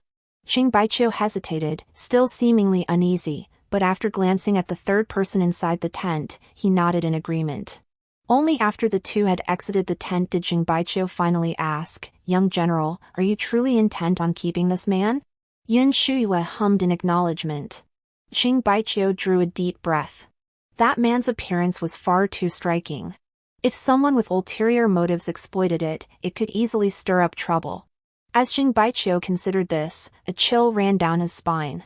Young General, this man absolutely cannot be kept. Yun Shuyue knew he was thinking of her safety, but her decision to keep Xiangwan wasn't solely because of his face. Her hand, hanging loosely at her side, tightened. He is merely a pawn placed here. I keep him for now to uncover those behind him. Only then did Xingbaiqiu breathe a slight sigh of relief. He had feared that face, so strikingly similar to the Regent Prince's, might cloud Yun Shuyue's judgment. It seemed his worries had been unfounded. Dayin Dynasty, capital city. Yun Shuyue returned triumphant from her campaign. Hoofbeats echoed as the city gates drew near. From afar, Yun Shuyue spotted Fu Wangjun, pale-faced and standing stiffly before the gates, leading the officials in welcome. Beside him sat her fourth brother, Yun Mazhou, in a wheelchair, his frame appearing even more gaunt than before. The biting wind stung Yun Shuyue's eyes red. Gripping the reins tightly, she suppressed her emotions, dismounted, and knelt halfway to the ground. Behind her, soldiers knelt in perfect unison. The clang of armor colliding echoed thunderously. Your Majesty, we have achieved a great victory over the Ruren. The soldiers of the Xuanjia army have fulfilled their duty. Fu Wangjun hurried forward to help Yun Shuyue up. His lips moved slightly, and after a long moment, he finally murmured, It's good you're back. Yun Mazhou gazed at Yun Shuyue with palpable tenderness, his voice trembling slightly. Little sister, you've lost weight. Yun Shuyue's eyes were red-rimmed. She pressed her lips tightly together and shook her head gently. After brief greetings, Yun Shuyue mounted her horse and rode into the city. Within the capital, citizens lined the streets to welcome the victorious soldiers home, their cheers echoing through the air. Upon returning to the general's mansion, Yun Shuyue first had Xiangwan placed in a secluded courtyard within the estate, secretly dispatching men to monitor his every move. She then received the imperial decree and entered the palace to present herself before the emperor. Within the Tai Chi hall, warm incense wafted gently from the brazier. From within the bright yellow canopy, a low cough echoed. The lingering scent of medicine in the hall made Yun Shuyue's heart tighten. Fu Wangjun, leaning against the bed, beckoned Yun Shuyue to sit beside him. His eyes held deep concern, though it was well concealed. How are your injuries? Should the imperial physician examine you again? Yun Shuyue smiled faintly. Just superficial wounds. They're nothing now. Gazing at Yun Shuyue's delicate features, weathered by the frontier's winds and sands, Fu Wangjun sighed softly. Time truly flies. Before I knew it, I'd ascended the dragon throne as emperor, while Shuyue has become a general capable of commanding troops on her own. Yun Shuyue's eyes reddened slightly as she murmured, Your Majesty, please take care of your health. I'm fine. A few days' rest will see me through. Fu Wangjun waved her off, casting a reassuring glance at Yun Shuyue, his eyes brimming with immense approval. I've reviewed the military reports from the frontier. You deserve the foremost credit for this victory. What reward do you desire? Yun Shuyue shook her head gently. This servant only wishes to carry on the legacy of my father and elder brother, spending the rest of my life fighting on the battlefield for the nation and protecting the peace of the people. After a long silence, Fu Wangjun's voice came, tinged with resignation and a bitter edge. If this is your resolve, I shall grant it. It's just a pity, he added. I had hoped you might ask whether you would now be willing to become empress of our great Dayin Dynasty. But seeing how things are, it seems unlikely now. The hint of jest in his words drew a faint smile from Yun Shuyue, easing the heavy atmosphere. As dusk fell, Yun Shuyue waited until Fu Wangjun had taken his medicine and retired before stepping out of the palace hall. She walked along the palace path, the evening glow of sunset behind her. Several days later, Fu Wangjun, having recovered, returned to court. Standing within the Hall of Proclamations, Yun Shuyue habitually glanced toward the seat of the chief minister on the right side of the hall. Yet, in the assembly, Fu Zhaoyan's figure was nowhere to be seen. A vague sense of unease and foreboding stirred within Yun Shuyue. After court adjourned, the ministers all withdrew. From the highest pavilion of the imperial palace, one could gaze out and survey the entire capital. Yun Shuyue leaned against the railing, the biting wind whipping past her ears. Fu Wangjun stood beside her. After some hesitation, Yun Shuyue decided to tell him about Xiangwan. Hearing this, Fu Wangjun's eyes widened in astonishment. Is this true? Does His Imperial Highness know? Yun Shuyue shook her head. Since returning to the capital, I haven't visited the prince's mansion. She glanced at Fu Wangjun and laid out her plan in full. He pondered for a moment, his gaze intense. No. This plan is too risky. His refusal was decisive, leaving no room for discussion. Yun Shuyue made no attempt to persuade him, merely gazing at the distant city lights as her voice softened. Fu Wangjun followed her gaze downward, seeing the capital city ablaze with lights. It resembled a mirror, one side radiating warm illumination, filled with song and dance, while the other remained shrouded in darkness, fraught with danger. I trust you, Yun Shuyue smiled. After all, if the hidden dangers lurking in the shadows remain unchecked, every subsequent move will feel like a fishbone stuck in the throat. After a long moment, Fu Wangjun sighed. If His Imperial Highness were to learn of this, he would certainly not consent. At the mention of Fu Zhaoyan, Yun Shuyue's eyes darkened. That's why you must conceal it for me. Fu Wangjun smiled wryly. If His Royal Highness suspects, I won't be able to conceal it. Yun Shuyue teased, during my campaign, did your Majesty handle state affairs with ease? Fu Wangjun chuckled softly, shaking his head. Most of the heavy burden actually fell on those ministers. I merely made the final decisions. Back when I was crown prince, with father and uncle by my side, I never imagined those memorials would seem endless. Ministers would occasionally argue fiercely over trivial matters. Fu Wangjun sighed helplessly as he spoke. Only now, truly standing in this position, do I understand its true difficulty. Yun Shuyue lowered her eyes, her heart filled with countless emotions. In their youth, Fu Zhaoyan had shielded them, shouldering everything alone. They had never had to worry about such matters. Yet as the years passed and times changed, the responsibilities that once belonged to them gradually returned to their shoulders. Those carefree days of the past now seemed like distant memories. After a long moment, she murmured softly, yes, after all, we cannot rely on His Imperial Highness forever. Their eyes met briefly, and they shared a knowing smile. In this moment, they were sovereign and subject, but above all, they were cherished friends. Just then, a cluster of fireworks suddenly burst forth from a distant pavilion, illuminating their silhouettes. As the fireworks faded, Yun Shuyue gazed at the scene in a daze, her voice filled with emotion. If only Nanyu were here to see this. At these words, both froze for a moment. This was the tallest pavilion in the entire capital. In the past, the three of them had often gathered here to admire the fireworks together. Yet now, the childhood friends who had once been inseparable found themselves at a loss for words. The atmosphere grew thick and heavy. Just as Yun Shuyue considered changing the subject, Fu Wangjun spoke softly beside her. Nanyu must be somewhere in the martial world now. Yun Shuyue snapped her head up, staring at Fu Wangjun in disbelief, almost convinced she'd misheard. Fu Wangjun smiled, knowing her thoughts. After you led the army into battle, the prince's mansion faced some troubles. That marriage never came to pass. Yun Wanyuan was actually an enemy spy. She held leverage to coerce the imperial uncle into an agreement, but her true intent was to get close enough to assassinate me. Fortunately, she was executed on the spot that day. Yun Shuyue's eyes flickered, and her hand resting on the railing tightened slowly.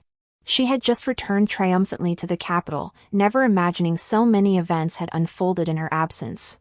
After a long silence, Yun Shuyue finally found her voice, and Nanyu personally requested to dissolve her betrothal to his royal uncle. She then left the capital to enter the world of martial arts. Fu Wangjun paused, letting out a light chuckle before continuing. Chancellor Nan would not let it rest. He visited the prince's residence several times. Later, no one knows what his royal uncle said to him, but Chancellor Nan gradually came to accept it. After a long moment, Yun Shuyue snapped out of her daze, her first thought filled with concern, but her health. Hasn't she been frail since childhood? Fu Wangjun gave her a reassuring look. Since His Royal Highness permitted it, he must have a plan for her. Yun Shuyue lowered her eyes, her thoughts tangled for a long while before she let out a soft chuckle. It was hard to pinpoint the feeling, but a faint envy stirred in her heart. This is probably the boldest thing she's ever done in her life. Fu Wangjun leaned against the railing, silent, only gazing down at a strand of hair by Yun Shuyue's temple, gently caressed by the breeze. All emotion was suppressed deep within. Fu Wangjun silently vowed, as long as he held power, he would protect Yun Shuyue. The regent's mansion. The cold moon cast a pale glow as drifting clouds scattered. The candlestick on the desk had burned for quite some time, its light flickering. Fu Zhaoyan set down his brush, rolled up his wide sleeves, and trimmed the wick with small scissors.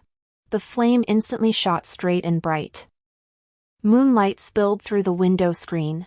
Fu Zhaoyan watched it quietly for a moment before pushing open the study door. Standing beside the corridor pillar, he found himself unable to suppress thoughts of Yun Shuyue. At the turn of winter to spring, the cold night deepened. As the chill wind stirred, Fu Zhaoyan began to cough softly and persistently. Fu Bo, who had been waiting outside the room, draped a snow-white, thin cloak over him. Your Highness, young General Yun has now returned to the capital with his troops. During His Majesty's governance, he has also established many commendable political achievements. You need not toil so hard anymore. Fu Zhaoyan lowered his gaze, offering no reply. Moonlight spilled across the courtyard like flowing water. He stared absently at the gently swaying swing beneath the tree. The Regent Prince's residence had always been austere and elegant. These additions were clearly made for Yun Shuyue. Since her arrival, the mansion had gained a touch of liveliness each day. But after her departure, that liveliness vanished, leaving his heart feeling hollow. Under the moonlight, Fu Zhaoyan's gaze gradually sharpened. 2 days later, the Empress Dowager hosted a banquet in Jingming Palace to celebrate the great military victory. Upon arriving at the palace gates, Yun Shuyue had barely stepped down from her carriage when she spotted Fu Wangjun. Walking beside her, he said naturally, "Come.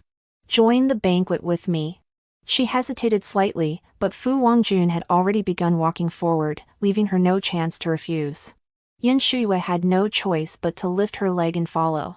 The two entered Jingming Palace one after the other, drawing the attention of many court officials and their families. It was only at the banquet that Yun Shuyue saw Fu Zhaoyan again. He sat alone at the head of the right side, his tall figure appearing somewhat lonely at that moment. Fu Wangjun led her to Fu Zhaoyan and bowed, "Your imperial uncle." Half a year had passed, and he seemed noticeably thinner than before. Yun Shuyue glanced at him briefly before lowering her eyes to bow in greeting. Fu Zhaoyan's gaze fell upon them, darkening momentarily before he gave a slight nod. Only when Yun Shuyue took her seat beside Fu Wangjun did his eyes slowly withdraw, his hand hidden within his sleeve tightening imperceptibly. Amidst the clinking of cups and the cheerful banter, only the area around Fu Zhaoyan felt slightly chilly. During his tenure as regent, Fu Zhaoyan had governed with an iron fist. Court officials had always held both reverence and fear toward him, so naturally, few dared to strike up conversations with him at the banquet. He paid it no mind whatsoever. Amidst the clinking of cups, the Empress Dowager turned to Yun Shuyue with a gentle smile. During your campaign, His Majesty prayed daily for your safety. He nearly wore out the threshold of the Buddhist shrine in my chambers. Now that you've returned safely, he'll finally settle down. Yun Shuyue paused slightly, but Fu Wangjun reacted even more sharply, nearly spilling the wine in his cup. Mother, haven't you always wished for your son to spend more time accompanying you in quiet contemplation? The Empress Dowager glanced at him but chose not to call him out. Instead, she fixed her gaze on Yun Shuyue and asked indirectly, His Majesty is growing older, yet the position of Empress remains vacant. I have selected countless noble ladies for him, but he has refused them all. I can see it clearly, it's not that he refuses, but that his heart is set on you. If you are willing, how about I grant you too a marriage decree? Yun Shuyue's eyes widened, about to speak, when suddenly the sound of jade shattering echoed through the chamber. In an instant, the hall fell silent as all eyes turned toward the commotion. Yun Shuyue followed the collective gaze. At Fu Zhaoyan's feet, a wine cup lay shattered, its liquid spilling across the floor and dampening the hem of his robe. His expression remained impassive, betraying no emotion, yet an icy chill radiated from his entire being. The palace maid attending him kept her head bowed, not daring to breathe loudly. He merely gave a faint glance to the dampened hem of his robe before rising and excusing himself from the banquet, citing a pretext to the Empress Dowager. Only after his departure did the cold, tense atmosphere finally ease slightly. The Empress Dowager looked at Yun Shuyue, seemingly unsure how to proceed. At this moment during the banquet, Yun Shuyue could hardly rise to refuse, publicly rejecting the Empress Dowager's kindness. It was Fu Wangjun who spoke first. Mother, Your Majesty, my relationship with Shuyue is solely that of sovereign and subject. Nothing more. Seeing Fu Wangjun speak thus, the Empress Dowager could find no further grounds to press the matter, and the subject was temporarily dropped. After the banquet concluded, the Empress Dowager summoned Fu Wangjun to accompany her. Yun Shuyue left Jingming Palace alone, preparing to return to her residence. As she passed through a corridor, however, she caught sight of a familiar figure. Fu Zhaoyan, dressed in simple, plain robes, sat alone in the courtyard drinking. He seemed even more cold and detached than the moonlight itself. Yun Shuyue watched for a moment before snapping back to reality. Just as she turned to bypass him, Fu Zhaoyan's gaze met hers. Her retreating steps halted abruptly. She steeled herself to approach, bowing respectfully, Uncle. Fu Zhaoyan seemed to have been drinking alone for quite some time, his eyes were still hazy as he looked at her. Yue, come to me, he murmured softly, just as he had when summoning her as a child. Yun Shuyue hesitated for a moment before walking over and sitting down, but only at the farthest opposite end. Fu Zhaoyan's brows furrowed slightly, a hint of displeasure visible, though he quickly suppressed it. At the banquet earlier, the Empress Dowager intended to bestow a marriage upon you. Did you accept? Yun Shuyue looked up at him, unsure of his true thoughts. Still, she shook her head softly. I did not. The moment her words fell, she sensed him visibly relax. The faint scent of wine drifted through the air, seeming to tinge his voice with a hint of intoxication. Fu Zhaoyan gazed at her intently for a moment before turning his head. You and Wangjun are children I've watched grow up.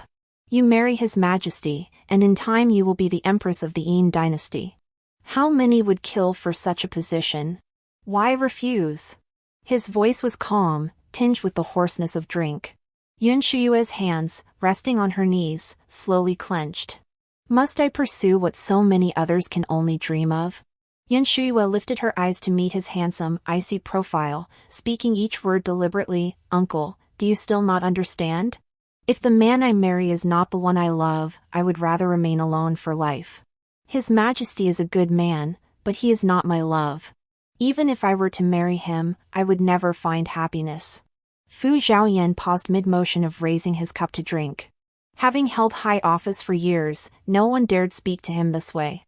For a moment, Yun Shuyue had led the conversation. Yet he merely frowned. Yue, don't be willful. Yun Shuyue replied, I am not being willful, imperial uncle. I am more rational than ever, and more clear-headed than ever. Fu Zhaoyan stroked his wine cup as the fiery liquor rolled down his throat, searing his insides. Yet the cold wind blowing in his face was bitingly harsh, stinging his eyes and drawing a faint redness, whether from the liquor or the chill, he couldn't tell. Perhaps the intoxication was too deep, gradually eroding and drowning his cold, hard resolve. He asked, "Then who is the one you love now?" Yun Shuyue looked at him, unsure why he asked this. She replied, "There once was, but now there is none." "Why?" "Years of foolish longing have finally awakened me." Yun Shuyue's voice was calm. "Uncle Fu, I have grown up. I now understand that feelings cannot be forced." She knew Fu Zhaoyan had never truly loved her, his protection had been born solely of duty. Yun Shuyue recalled the first time she had confessed her feelings to Fu Zhaoyan. He had dismissed it as a jest, scoffing lightly as he rebuked her, utterly unthinkable. Only when she repeated her words did he realize she was serious. That was the first time he had ever turned cold toward her. "Do you know that I am 6 years your senior? I am your imperial uncle.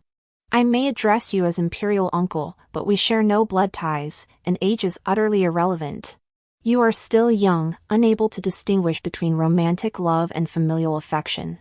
"I do not blame you," Fu Zhaoyan said, restraining his emotions. "But words like these must never be spoken again." Yun Shuyue, newly awakened to love, was stubborn. "No. Imperial uncle, I'm not young anymore. I know the difference between love and affection. I'll prove it to you." Fu Zhaoyan frowned, resigned. "What you feel for me is merely dependence. You'd feel the same way for anyone else." "No, I wouldn't." Though young, Yun Shuyue's stance was firm and resolute. Yet after that day, Fu Zhaoyan gradually began to distance himself from her. She understood his reasons, but she never gave up. She believed that one day, she would be able to walk beside him, standing shoulder to shoulder. Now, Yun Shuyue smiled as if she had finally let go. "Uncle Fu, I no longer ask." Fu Zhaoyan's eyelashes fluttered. He pressed his lips together, then suddenly smiled softly. "I understand." Yun Shuyue gazed intently at him. Fu Zhaoyan pushed himself up from the table edge, intending to leave. After taking a few steps, however, his body swayed unsteadily. Yun Shuyue's heart tightened. She hurried over, took hold of his elbow, and guided him to the side hall to rest. This was their first physical contact since Yun Shuyue had confessed her feelings to him. As she helped him onto the bed, the faint scent of pine mingled with the lingering aroma of wine, making him even more intoxicating. Yun Shuyue straightened up, turning to leave. But Fu Zhaoyan suddenly seized her wrist. His eyes half closed, he murmured softly, almost unconsciously, "Don't leave." Fu Zhaoyan lay on the bed, his jet black hair spread out, looking unusually less cold and unapproachable than usual. This was the first time Yun Shuyue had ever seen him drunk, as far back as she could remember. And so profoundly drunk. "Your Royal Highness, you're drunk. I'll have the palace attendants brew you some sobering tea." "No need for that either. I don't require it." Fu Zhaoyan's voice was hoarse and low, as if only in this moment could he cast aside all reservations. He followed his heart. "As long as you're here, that's enough."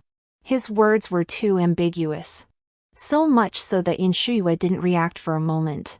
Fu Zhaoyan's eyes, as dark as ink, brimmed with tenderness, almost drowning her. He pulled Yun Shuyue tightly into his embrace, murmuring softly, "Don't move. Let me hold you for a moment. Just a moment. You err." His voice trembled slightly, as if long-suppressed emotions had suddenly found an outlet. Yun Shuyue's eyes widened in disbelief as she looked up at him. Suddenly, a startled cry snapped her back to reality. Turning around, she saw a palace maid trembling as she knelt outside the hall entrance, stammering her apology. This servant deserves death. I saw nothing." Yun Shuyue's heart leapt into her throat. She broke free from Fu Zhaoyan's embrace, about to dismiss the servant swiftly, when a deep, cold voice suddenly sounded behind her. "You saw it. It happened exactly as you imagined." Yun Shuyue turned in shock. She saw Fu Zhaoyan leaning lazily against the bed, hands supporting his forehead, his gaze icy. "If a second person learns of this by tomorrow." His words trailed off, yet the implication was clear. The palace maid trembled like a sieve, kowtowing repeatedly and stammering, "Yes, yes. This servant remembers." "Still not leaving?"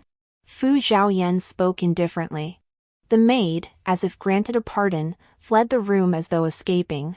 Yun Shuyue turned back in disbelief, only to find his expression unchanged. The chill in his eyes lingered, intertwined with traces of intoxication.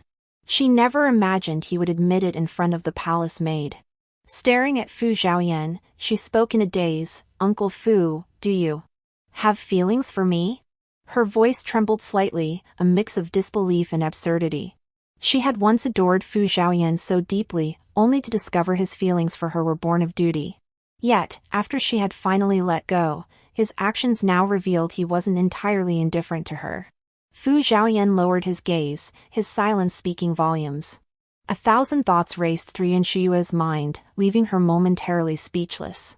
She instinctively took a step back, only to have her wrists seized by Fu Zhaoyan, who pulled her down. Caught off guard, Yun Shuyue fell into his embrace, straddling his lap. She tried to struggle, but Fu Zhaoyan held her wrists firmly in place. Fu Zhaoyan tilted his head slightly and captured her lips with a kiss. His peerlessly handsome face loomed larger before her eyes. Yun Shuyue's pupils widened instantly, her heartbeat accelerating uncontrollably. A faint chill swept through the air, sending a shiver down Yun Shuyue's spine. She suddenly remembered the palace maid had fled in such haste that she'd forgotten to close the door. Now, the door stood wide open. The banquet had just ended, and someone could pass by at any moment. Yun Shuyue whispered urgently to Fu Zhaoyan, "Uncle, someone might come. We'll be seen."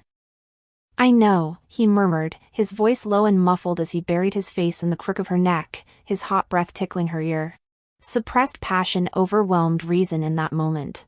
Yun Shuyue felt dizzy, her chest heaving violently as she struggled to pull away. The instant she broke free, Yun Shuyue dared not linger for a moment. She only tossed back, "Your royal uncle, you're drunk." Then she fled the scene. A long while passed before Fu Zhaoyan, dazed, raised his hand. He stared at his own palm, unable to snap out of his trance for an extended time. For the next several days, Yun Shuyue deliberately avoided all places where she might encounter Fu Zhaoyan. General's Mansion Annex. Yun Shuyue practiced spear techniques in the courtyard, her movements fierce and swift as a dragon. After she sheathed her spear, she wiped the thin sheen of sweat from her forehead, set the weapon down, and sat at the courtyard table. Xiangwan bowed her head, offering a fresh cup of tea, striving to minimize her presence. "What do you think the Regent Prince would do if he saw your face?"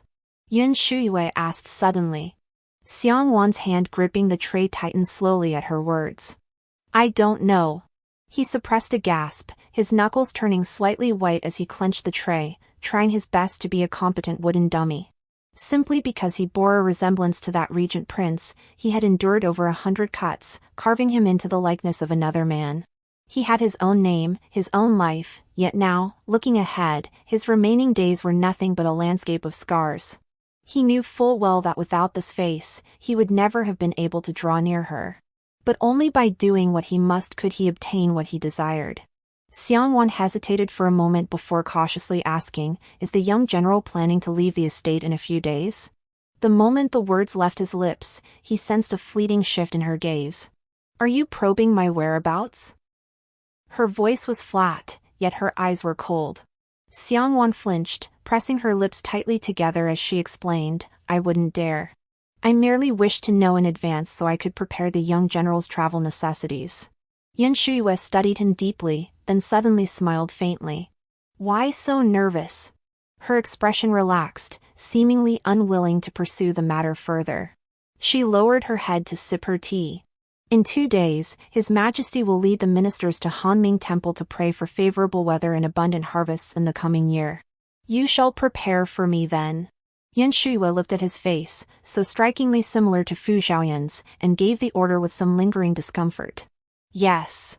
After 2 days of continuous rain, the sky finally cleared. Fu Wangjun led the court officials to Hanming Temple. Before boarding her carriage, Yun Shuyue glanced at Xiangwan. "If you had one chance at freedom, where would you go?" Xiangwan stared blankly for a long moment, as if lost in memory. After a while, she finally uttered a place name. "I want to return to my hometown." Yun Shuyue nodded with understanding. "Then wait for me to return." Xiangwan froze, looking up at her in disbelief. She was granting him freedom? How could that be possible? Before he could speak, Yun Shuyue had already bowed and entered the carriage, departing from the general's residence.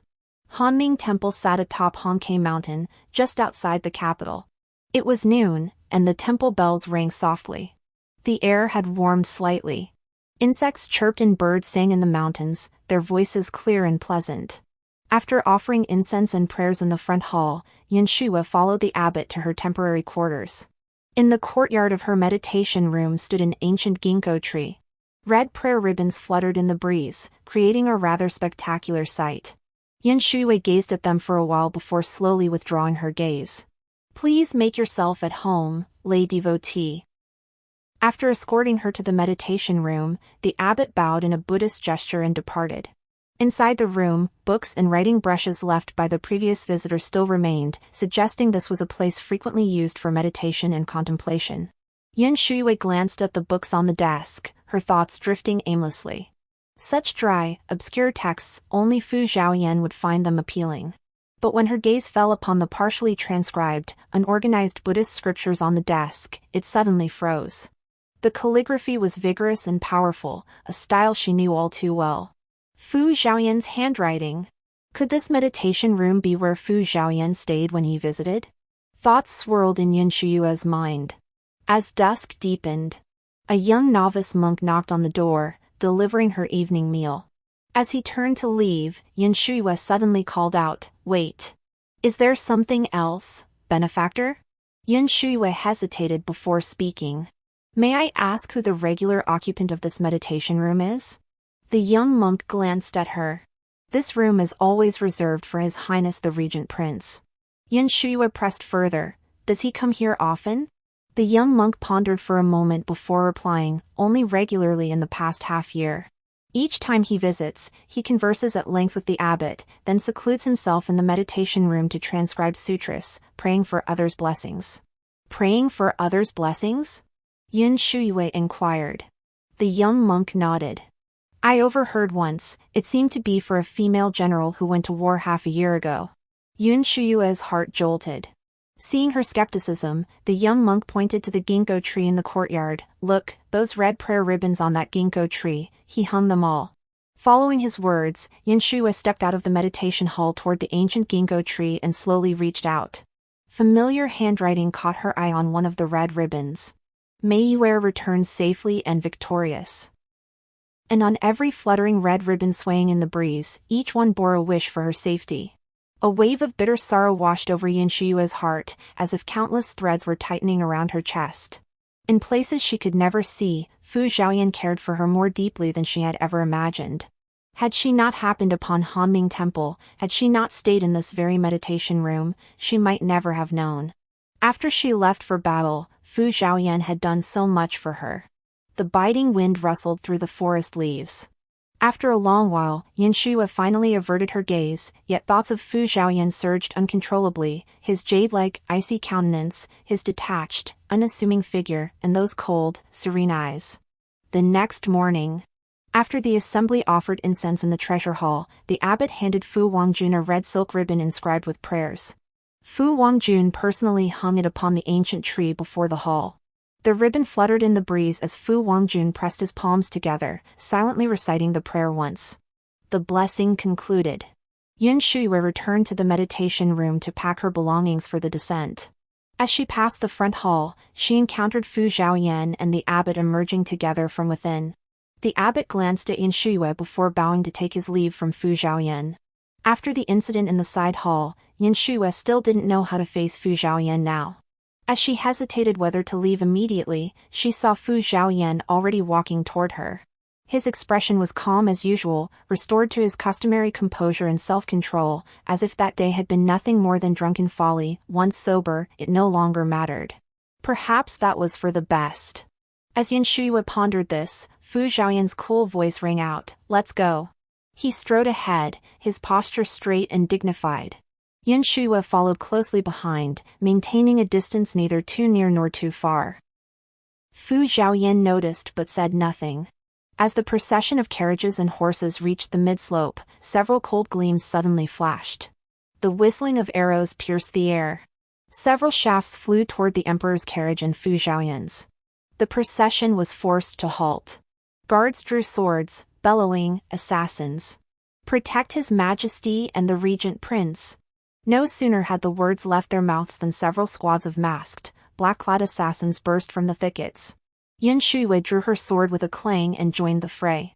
"Shuyue, be careful!" Fu Wangjun shouted, launching his own counterattack. Trained in martial arts since childhood and proficient in all 6 arts, he drew his bow and fired several arrows in quick succession, shielding several unskilled civil officials from the onslaught. Fu Zhaoyan wielded his long sword with effortless mastery, parrying attacks and striking back with deadly precision. His peripheral vision constantly tracked Yun Shuyue's figure nearby. For a moment, the air was thick with flashing blades, blood, and the intertwined cries of alarm and agony. Many among their group were unarmed civil officials. Yun Shuyue could only fight while drawing them away. The situation was tense, but she managed to lure most of the assassins to a cliff halfway up the mountain, far from the carriage. Yun Shuyue retreated step by step to the cliff's edge, sword in hand. "Are you Ruin?" she asked. "Enough talk." The leader's voice was cold and menacing. "Yun Shuyue, kill you, and the Dayin Dynasty loses one of its pillars. Today, this place will be your final resting ground." Yun Shuyue showed no fear in her eyes. Instead, she let out a light laugh. That single sentence was enough. She had fought Ruin warriors before, familiar with their language and accent. The moment he spoke, she recognized him. The men before her pressed closer, step by step. Yun Shuyue had nowhere left to retreat. Before the black-clad assassin could react, she turned without hesitation and leapt off the cliff. In an instant, her body plummeted at breakneck speed, the wind howling in her ears. She only caught a heart-wrenching scream from the cliff's edge, "Yun Shuyue!" The next instant, she saw a familiar dark figure leap after her without hesitation. She didn't know how long passed.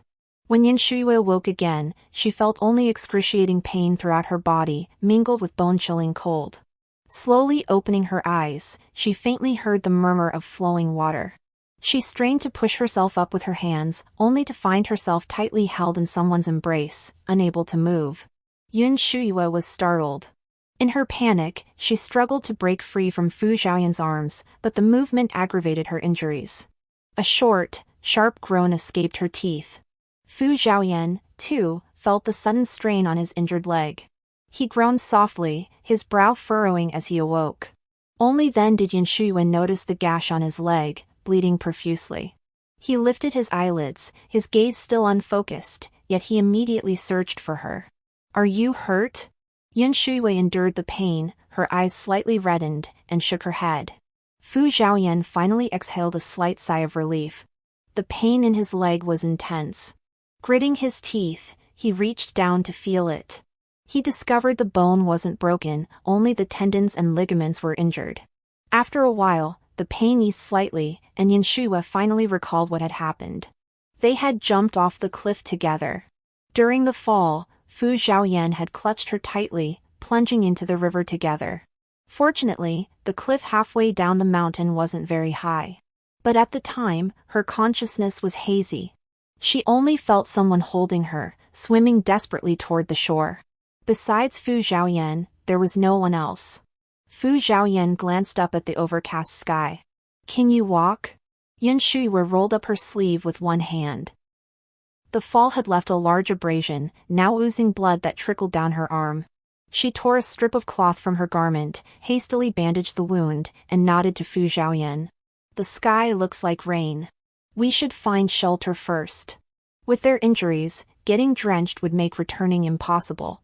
Yet Yun Shuyue glanced at Fu Zhaoyan's leg, her concern evident. "Uncle Fu, your leg." Fu Zhaoyan caught her gaze, his thin lips pale and tightly pressed together. "It's nothing. No tendons or bones are damaged. I can walk." Despite his words, Yun Shuyue stepped forward to support his elbow, offering him leverage. As they wound through the forest, Fu Zhaoyan saw the cold sweat beading on Yun Shuyue's forehead. His heart ached with pity, and he was about to suggest she rest for a moment. Suddenly, Yun Shuyue pointed ahead, her voice filled with delight. "Uncle Fu, look." Fu Zhaoyan followed the direction of her finger. There, amidst a low hill overgrown with thick weeds, lay a hidden cave entrance. They would have to rest here temporarily, waiting for those above to search their way down. Before that, they had to keep themselves alive. Dark clouds lingered, pouring down torrential rain.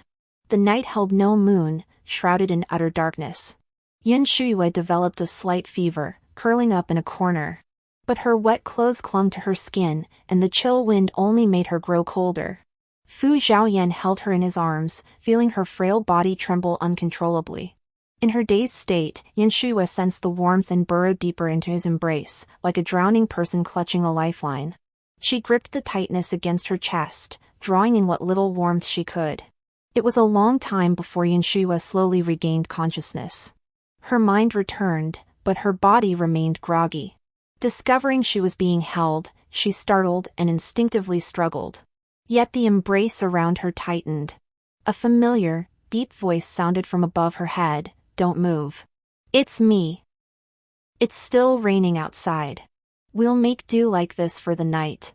In the darkness, his gentle voice held an inexplicable, reassuring quality.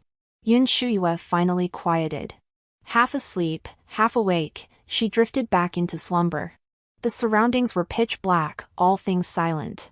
Only then did Fu Zhaoyan feel a faint, throbbing pain in his head. He touched the back of his head. His palm felt sticky and damp, carrying a faint scent of blood. He frowned, casually wiping it on his sleeve. Feeling the steady, even breathing of the person in his arms, Fu Zhaoyan lifted his head to gaze at the moon, still hidden behind the clouds. Only the torrential rain remained, pounding against the ground. When Yun Shuyue awoke, her fever had broken. Fu Zhaoyan was walking in from outside, his leg wound already roughly bandaged.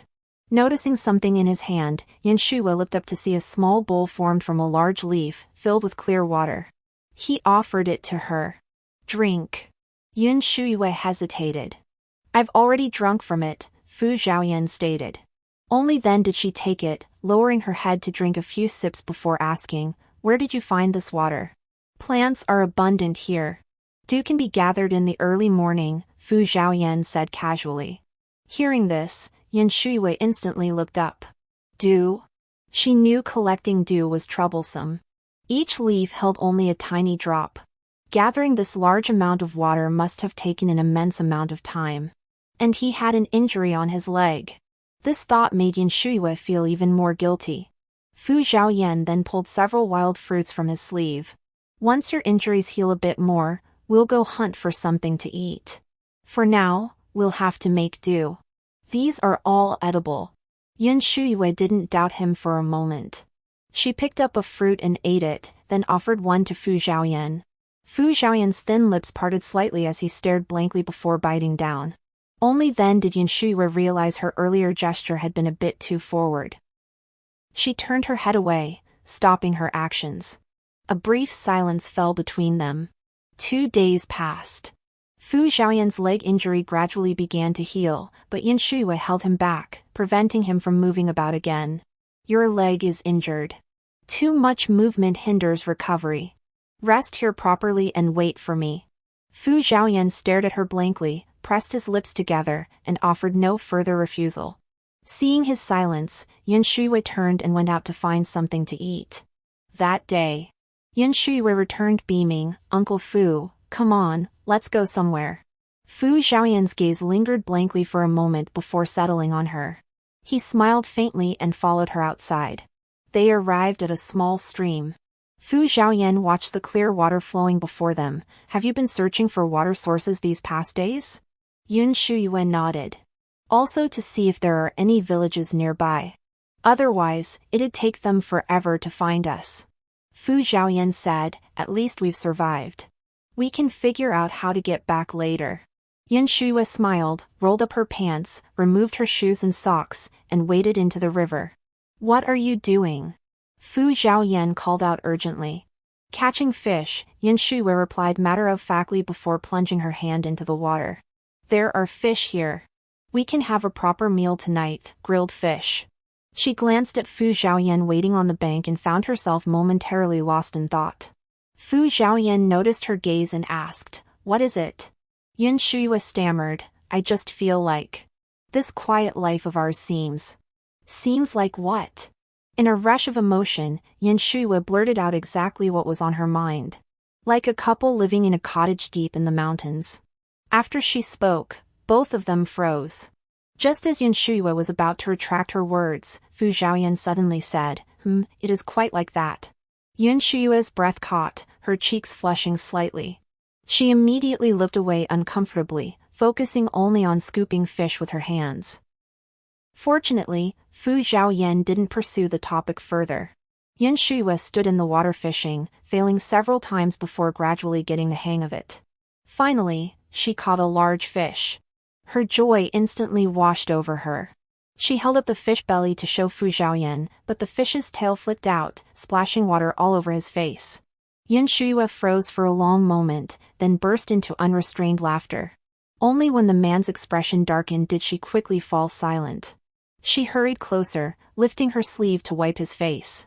Uncle Fu, please. Don't be angry. I didn't mean to. Fu Zhaoyan's expression softened. He gently grasped her slender wrist, lowered her hand, and sighed softly. It's fine. Now that we've caught it, let's go. With that, Fu Zhaoyan turned and began walking back. Yun Shuyue hurried to follow, walking behind him. Fu Zhaoyan's expression remained calm, yet his mind replayed Yun Shuyue's words. A couple building a hut in the mountains. If they could build a thatched cottage here and live out their days simply and plainly together, it seemed like a decent life. But this thought flashed through his mind only for an instant before he suppressed it. The next day, both of their injuries had healed almost completely. Yun Shuyue planned to travel farther afield, seeking a remote mountain village to settle in temporarily while devising a way to contact others.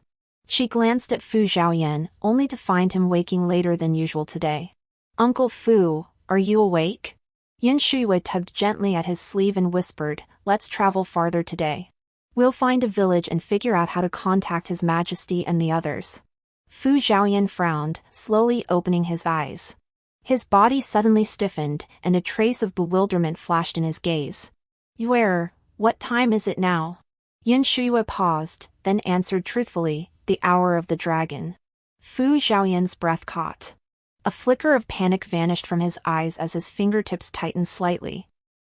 He forced himself to rise calmly, but his body swayed. Yun Shuyue hurriedly steadied him, only then noticing that the eyes, once as deep and cold as dark jade, were now dull and lifeless.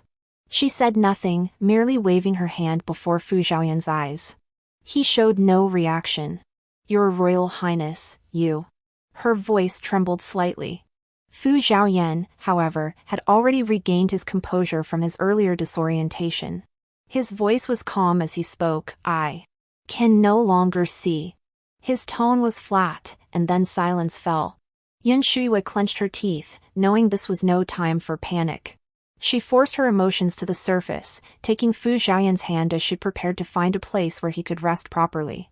Fu Zhaoyan didn't pull his hand away, instead, he gripped hers tighter.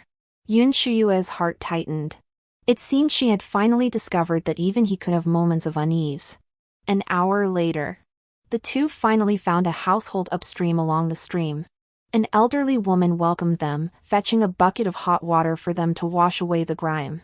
This place is far from the city's pharmacies, the old woman said regretfully. I'm afraid I don't have the right medicine to treat your injuries. Yun Shuyue shook her head gently in thanks. It's fine. We're already deeply grateful for your kindness. As she spoke, she handed the old woman the only valuable items she had left. This is payment. Please take it. She had lit a smoke signal in the courtyard earlier. If Fu Wangjuan's men were searching nearby, they should find it soon. Only then did Yun Shuyue step inside the house. She saw Fu Zhaoyan lying on a simple bed, staring blankly at a spot, utterly lifeless. He gave a low cough, but quickly clenched the quilt to suppress it. He hadn't noticed Yun Shuyue's entry, simply instinctively unwilling to cause her worry. Behind her, the old woman approached with a bowl, murmuring softly, Young lady, I brought him lunch, but he wouldn't eat a single bite. This isn't good for his recovery. Yun Shuyue took the bowl from her, It's fine. I'll handle it. She walked to Fu Zhaoyan's bedside and asked softly, "Uncle Fu, why aren't you eating?" Yun Shuyue brought a spoonful of rice to his lips. "If you don't eat, your body won't recover. If we regain our strength sooner, we can return to the palace sooner and find an imperial physician to treat you." Fu Zhaoyan's eyes slowly shifted, following the direction of Yun Shuyue's voice. His thin lips pressed together before he finally uttered, "I'm not hungry." It was rare for him to be so stubborn and willful. Yun Shuyue patiently persisted, "Just one bite, okay? If you don't eat, your body won't hold up." She pressed the spoon against Fu Zhaoyan's lips, her tone tinged with firmness. Yet he kept his lips tightly sealed, refusing to open his mouth. The hand hanging at Fu Zhaoyan's side tightened gradually. He wasn't afraid of death, nor did he fear blindness. It was just that. He shouldn't be facing Yun Shuyue in such a wretched state. Knowing she couldn't persuade him, Yun Shuyue set the spoon down helplessly. A heavy silence settled over the room. A gentle breeze stirred, rustling the shadows of swaying trees. Yun Shuyue couldn't help but speak again. "If something happens to you before His Majesty and the others arrive, I would be utterly responsible." A long, long silence followed. Fu Zhaoyan finally spoke, but his words were, "I will leave a letter, instructing them not to blame you. There are no writing implements here." "You cannot write," Yun Shuyue murmured, her voice choked with emotion. "Why? You shouldn't have jumped down with me."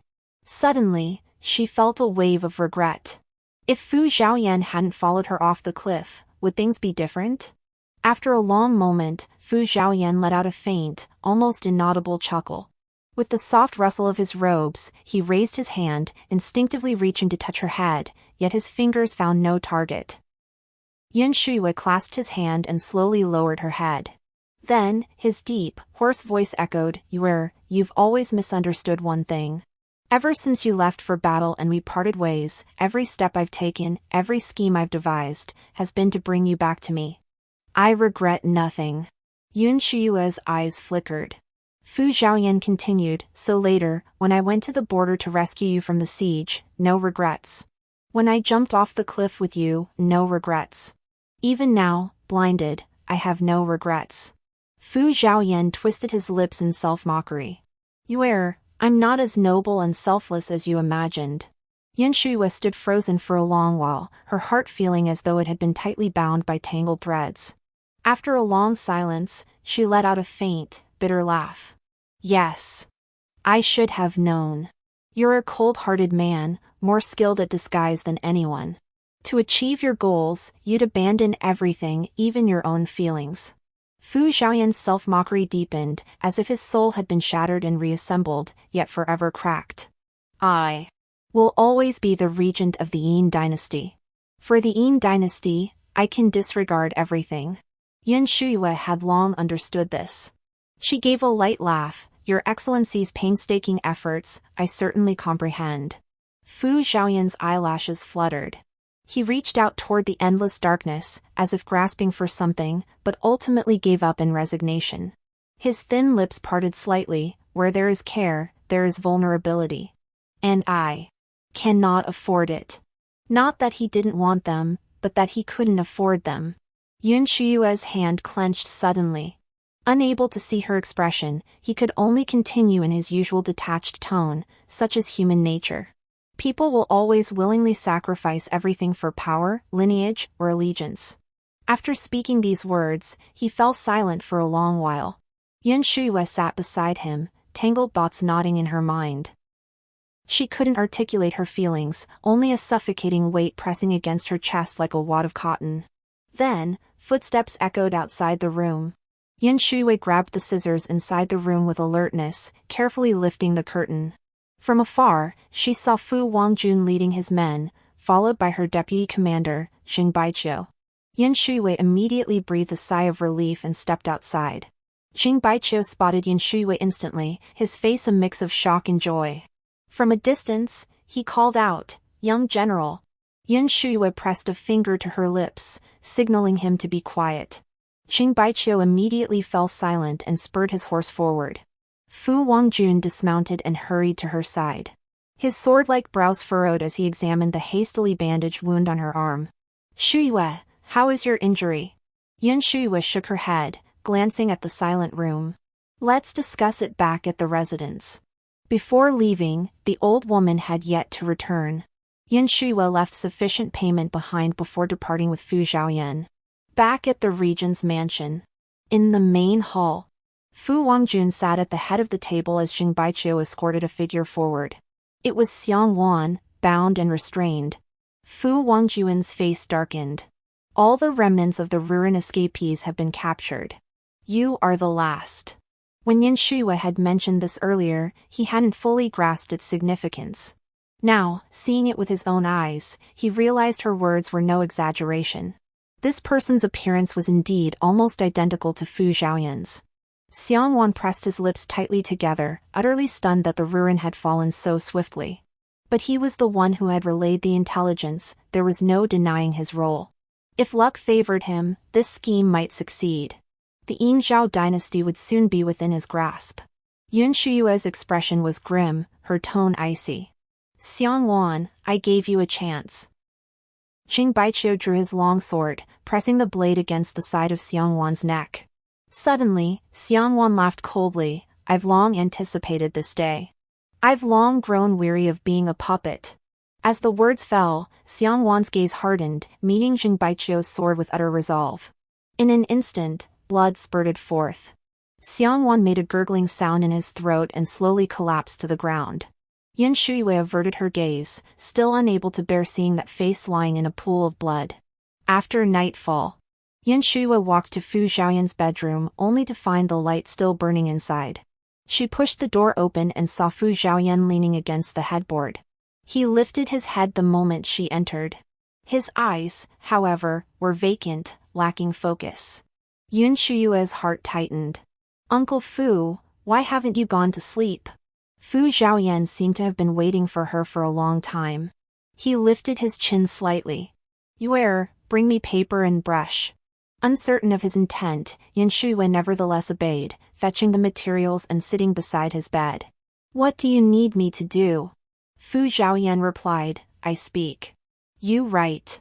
He recited names one by one, familiar ministers and newly appointed top scholars alike. Though puzzled, Yun Shuyue recorded each name diligently.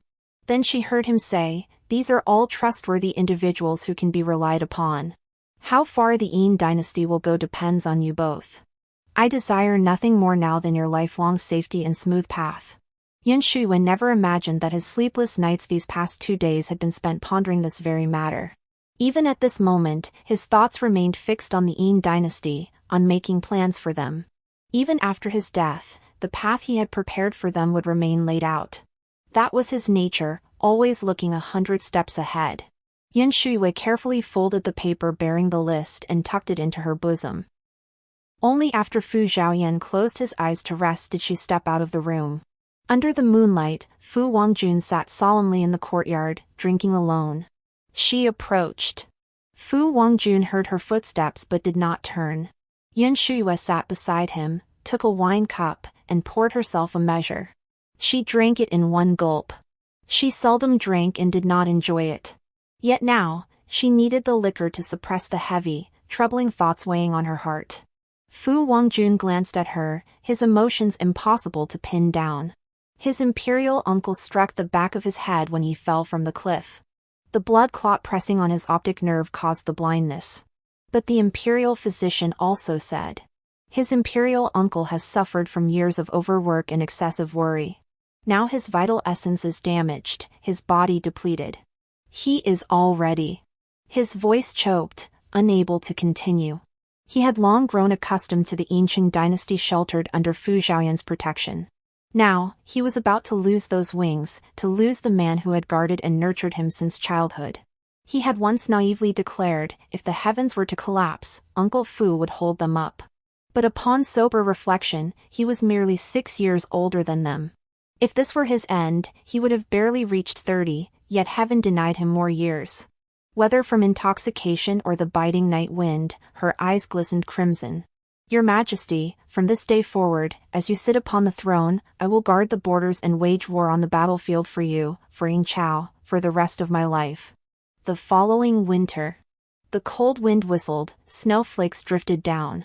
Fu Zhaoyan sat in a reclining chair, his face paler than the snow beneath him, wrapped in a thick, snow-white cloak. Yun Shuyue sat quietly beside him, holding his hand, saying nothing. After a very long time, a faint sigh escaped him. "Heir, I'm a bit thirsty. Would you fetch me a cup of tea?" Throughout this year, even when she wasn't physically present, she had always ensured someone remained by his side. Yun Shuyue instinctively rose to comply, yet abruptly halted her steps. Fu Zhaoyan, assuming she had obediently departed, could no longer suppress the low coughing fit rising in his throat. He pressed his fist to his lips as the coughing fit shook him violently, his chest heaving wildly. Only after a long moment did it finally subside. Yun Shuyue watched silently, saying nothing, yet her eyes welled up with tears despite herself. Then she saw Fu Zhaoyan brace himself, struggling to rise.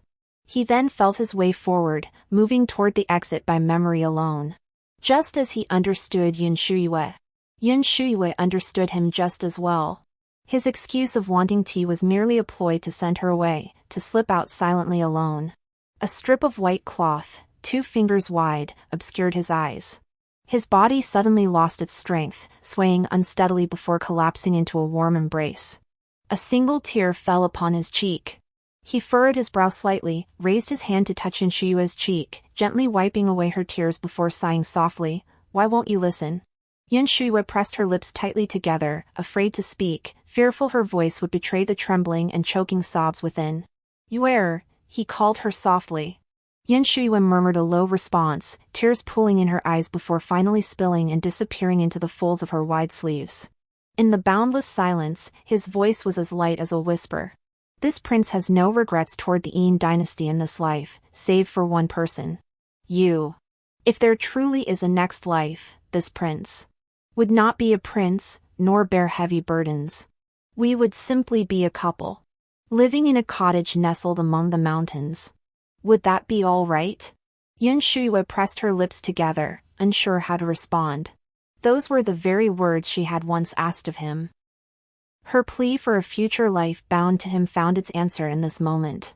Yun Shuyue buried her face against his chest, listening quietly to the rhythm of his heartbeat, beat after beat. The heartbeat at her ear, after growing urgent, grew increasingly faint. Yun Shuyue suddenly realized something and forced herself to lift her gaze to look at him. He was like a snowflake drifting down just inches away, melting and withering before Yun Shuyue's desperate attempts to hold him back, in the palm of her outstretched hand. From his limbs, to his blood, to his jet-black, disheveled hair, he gradually lost his luster. He entrusted the entire future of the Dayin Dynasty to them, paved every possible retreat for them, and then walked forever into reincarnation. In an instant, Yun Shuyue's mind went blank. Everything around her seemed to have pressed pause. It was too quiet, so quiet she could almost hear the sound of snow falling. "Uncle." Yun Shuyue bent down gently, placing one last tender kiss upon his closed eyes. This time, he did not respond. Yet the wind and snow abruptly ceased. The following autumn, upon the highest pavilion of the imperial palace, fierce winds whistled past her ears. The sovereign of this land, the ruler of this nation, now stood beside Yun Shuyue. "Still unwilling to be my empress?" Fu Wangjun surveyed the crisscrossing towers of the capital below, his tone tinged with playful teasing. Yun Shuyue gazed at the myriad lights below the pavilion, her resolve unchanged. "Your Majesty, the empire takes precedence. Vast lands still burn with war, and the grassland frontiers await my service." Fu Wangjun tolerated her bold jest, then sighed before replying, "Must I not desire both the empire and the beauty?" "Your Majesty, you are too greedy." Yun Shuyue glanced at him and smiled. "But in truth, you already possess both the empire and the beauty." Fu Wangjun raised an eyebrow. How so?" "All under heaven is the king's land, all within the borders are the king's subjects." Yun Shuyue spoke without flinching. "Doesn't that mean you possess both the empire and the beauty?" Fu Wangjun didn't argue. Instead, he smiled faintly. "I've never been able to out-argue you."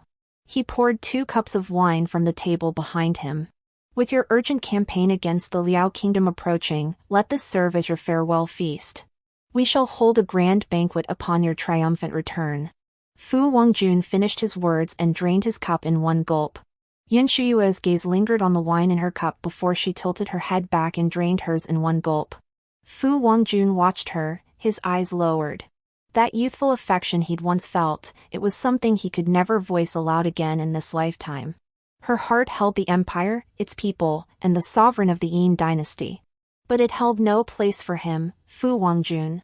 But that was fine. No matter what, he would remain here, waiting for Yun Shuyue to turn back, waiting for her safe return. On the day of departure, banners fluttered fiercely. Generals and soldiers, clad in armor and mounted on horses, marched out of the capital with thunderous drumbeats, their ranks vast and imposing. Countless common folk lined the roads, craning their necks to see them off. Fu Wangjun stood atop the highest pavilion, scanning the horizon with keen eyes, searching for Yun Shuyue's figure. Behind the commander's banner, Yun Shuyue appeared, clad in crimson robes, wielding her plum-blossom steel spear, riding a black horse with snow-white hooves, radiating heroic grace. As they neared the city gates, she lifted her head, gazing back at the capital's scenery. I understand only death on the battlefield for my country. Why should I be wrapped in horsehide for my return? This life of hers, Yun Shuyue, would never betray the emperor's grace. Nor the people. After a long moment, she withdrew her gaze, her figure gradually disappearing into the dark mass of troops as she rode out of the city. After that, Yun Shuyue never returned to the capital. Occasionally, news of old acquaintances reached the capital. Fu Wangjun, past 30, had yet to take a wife. In the imperial court, everyone argued incessantly. Yet the position of empress remained perpetually vacant. Occasionally, letters arrived urging General Yun to persuade His Majesty. Yet the very next day, the emperor would select a prince of the imperial clan to adopt as crown prince. After that, the emperor remained unmarried for the rest of his life. During his reign, he governed diligently and cherished his people. The populace lived in peace and contentment, while the frontiers never lacked a single military supply or grain. Spring of the 48th year of the Dayin Dynasty. Within the ancestral hall of the ever-victorious general's residence. Candlelight flickered faintly, casting a solemn, reverent silence. The crimson silk draped over the spirit tablet engraved with Yun Shuyue's name suddenly drifted away. That same year, overcome by grief, the emperor passed away suddenly. The story ends here. Thank you all for your companionship. See you in the next chapter.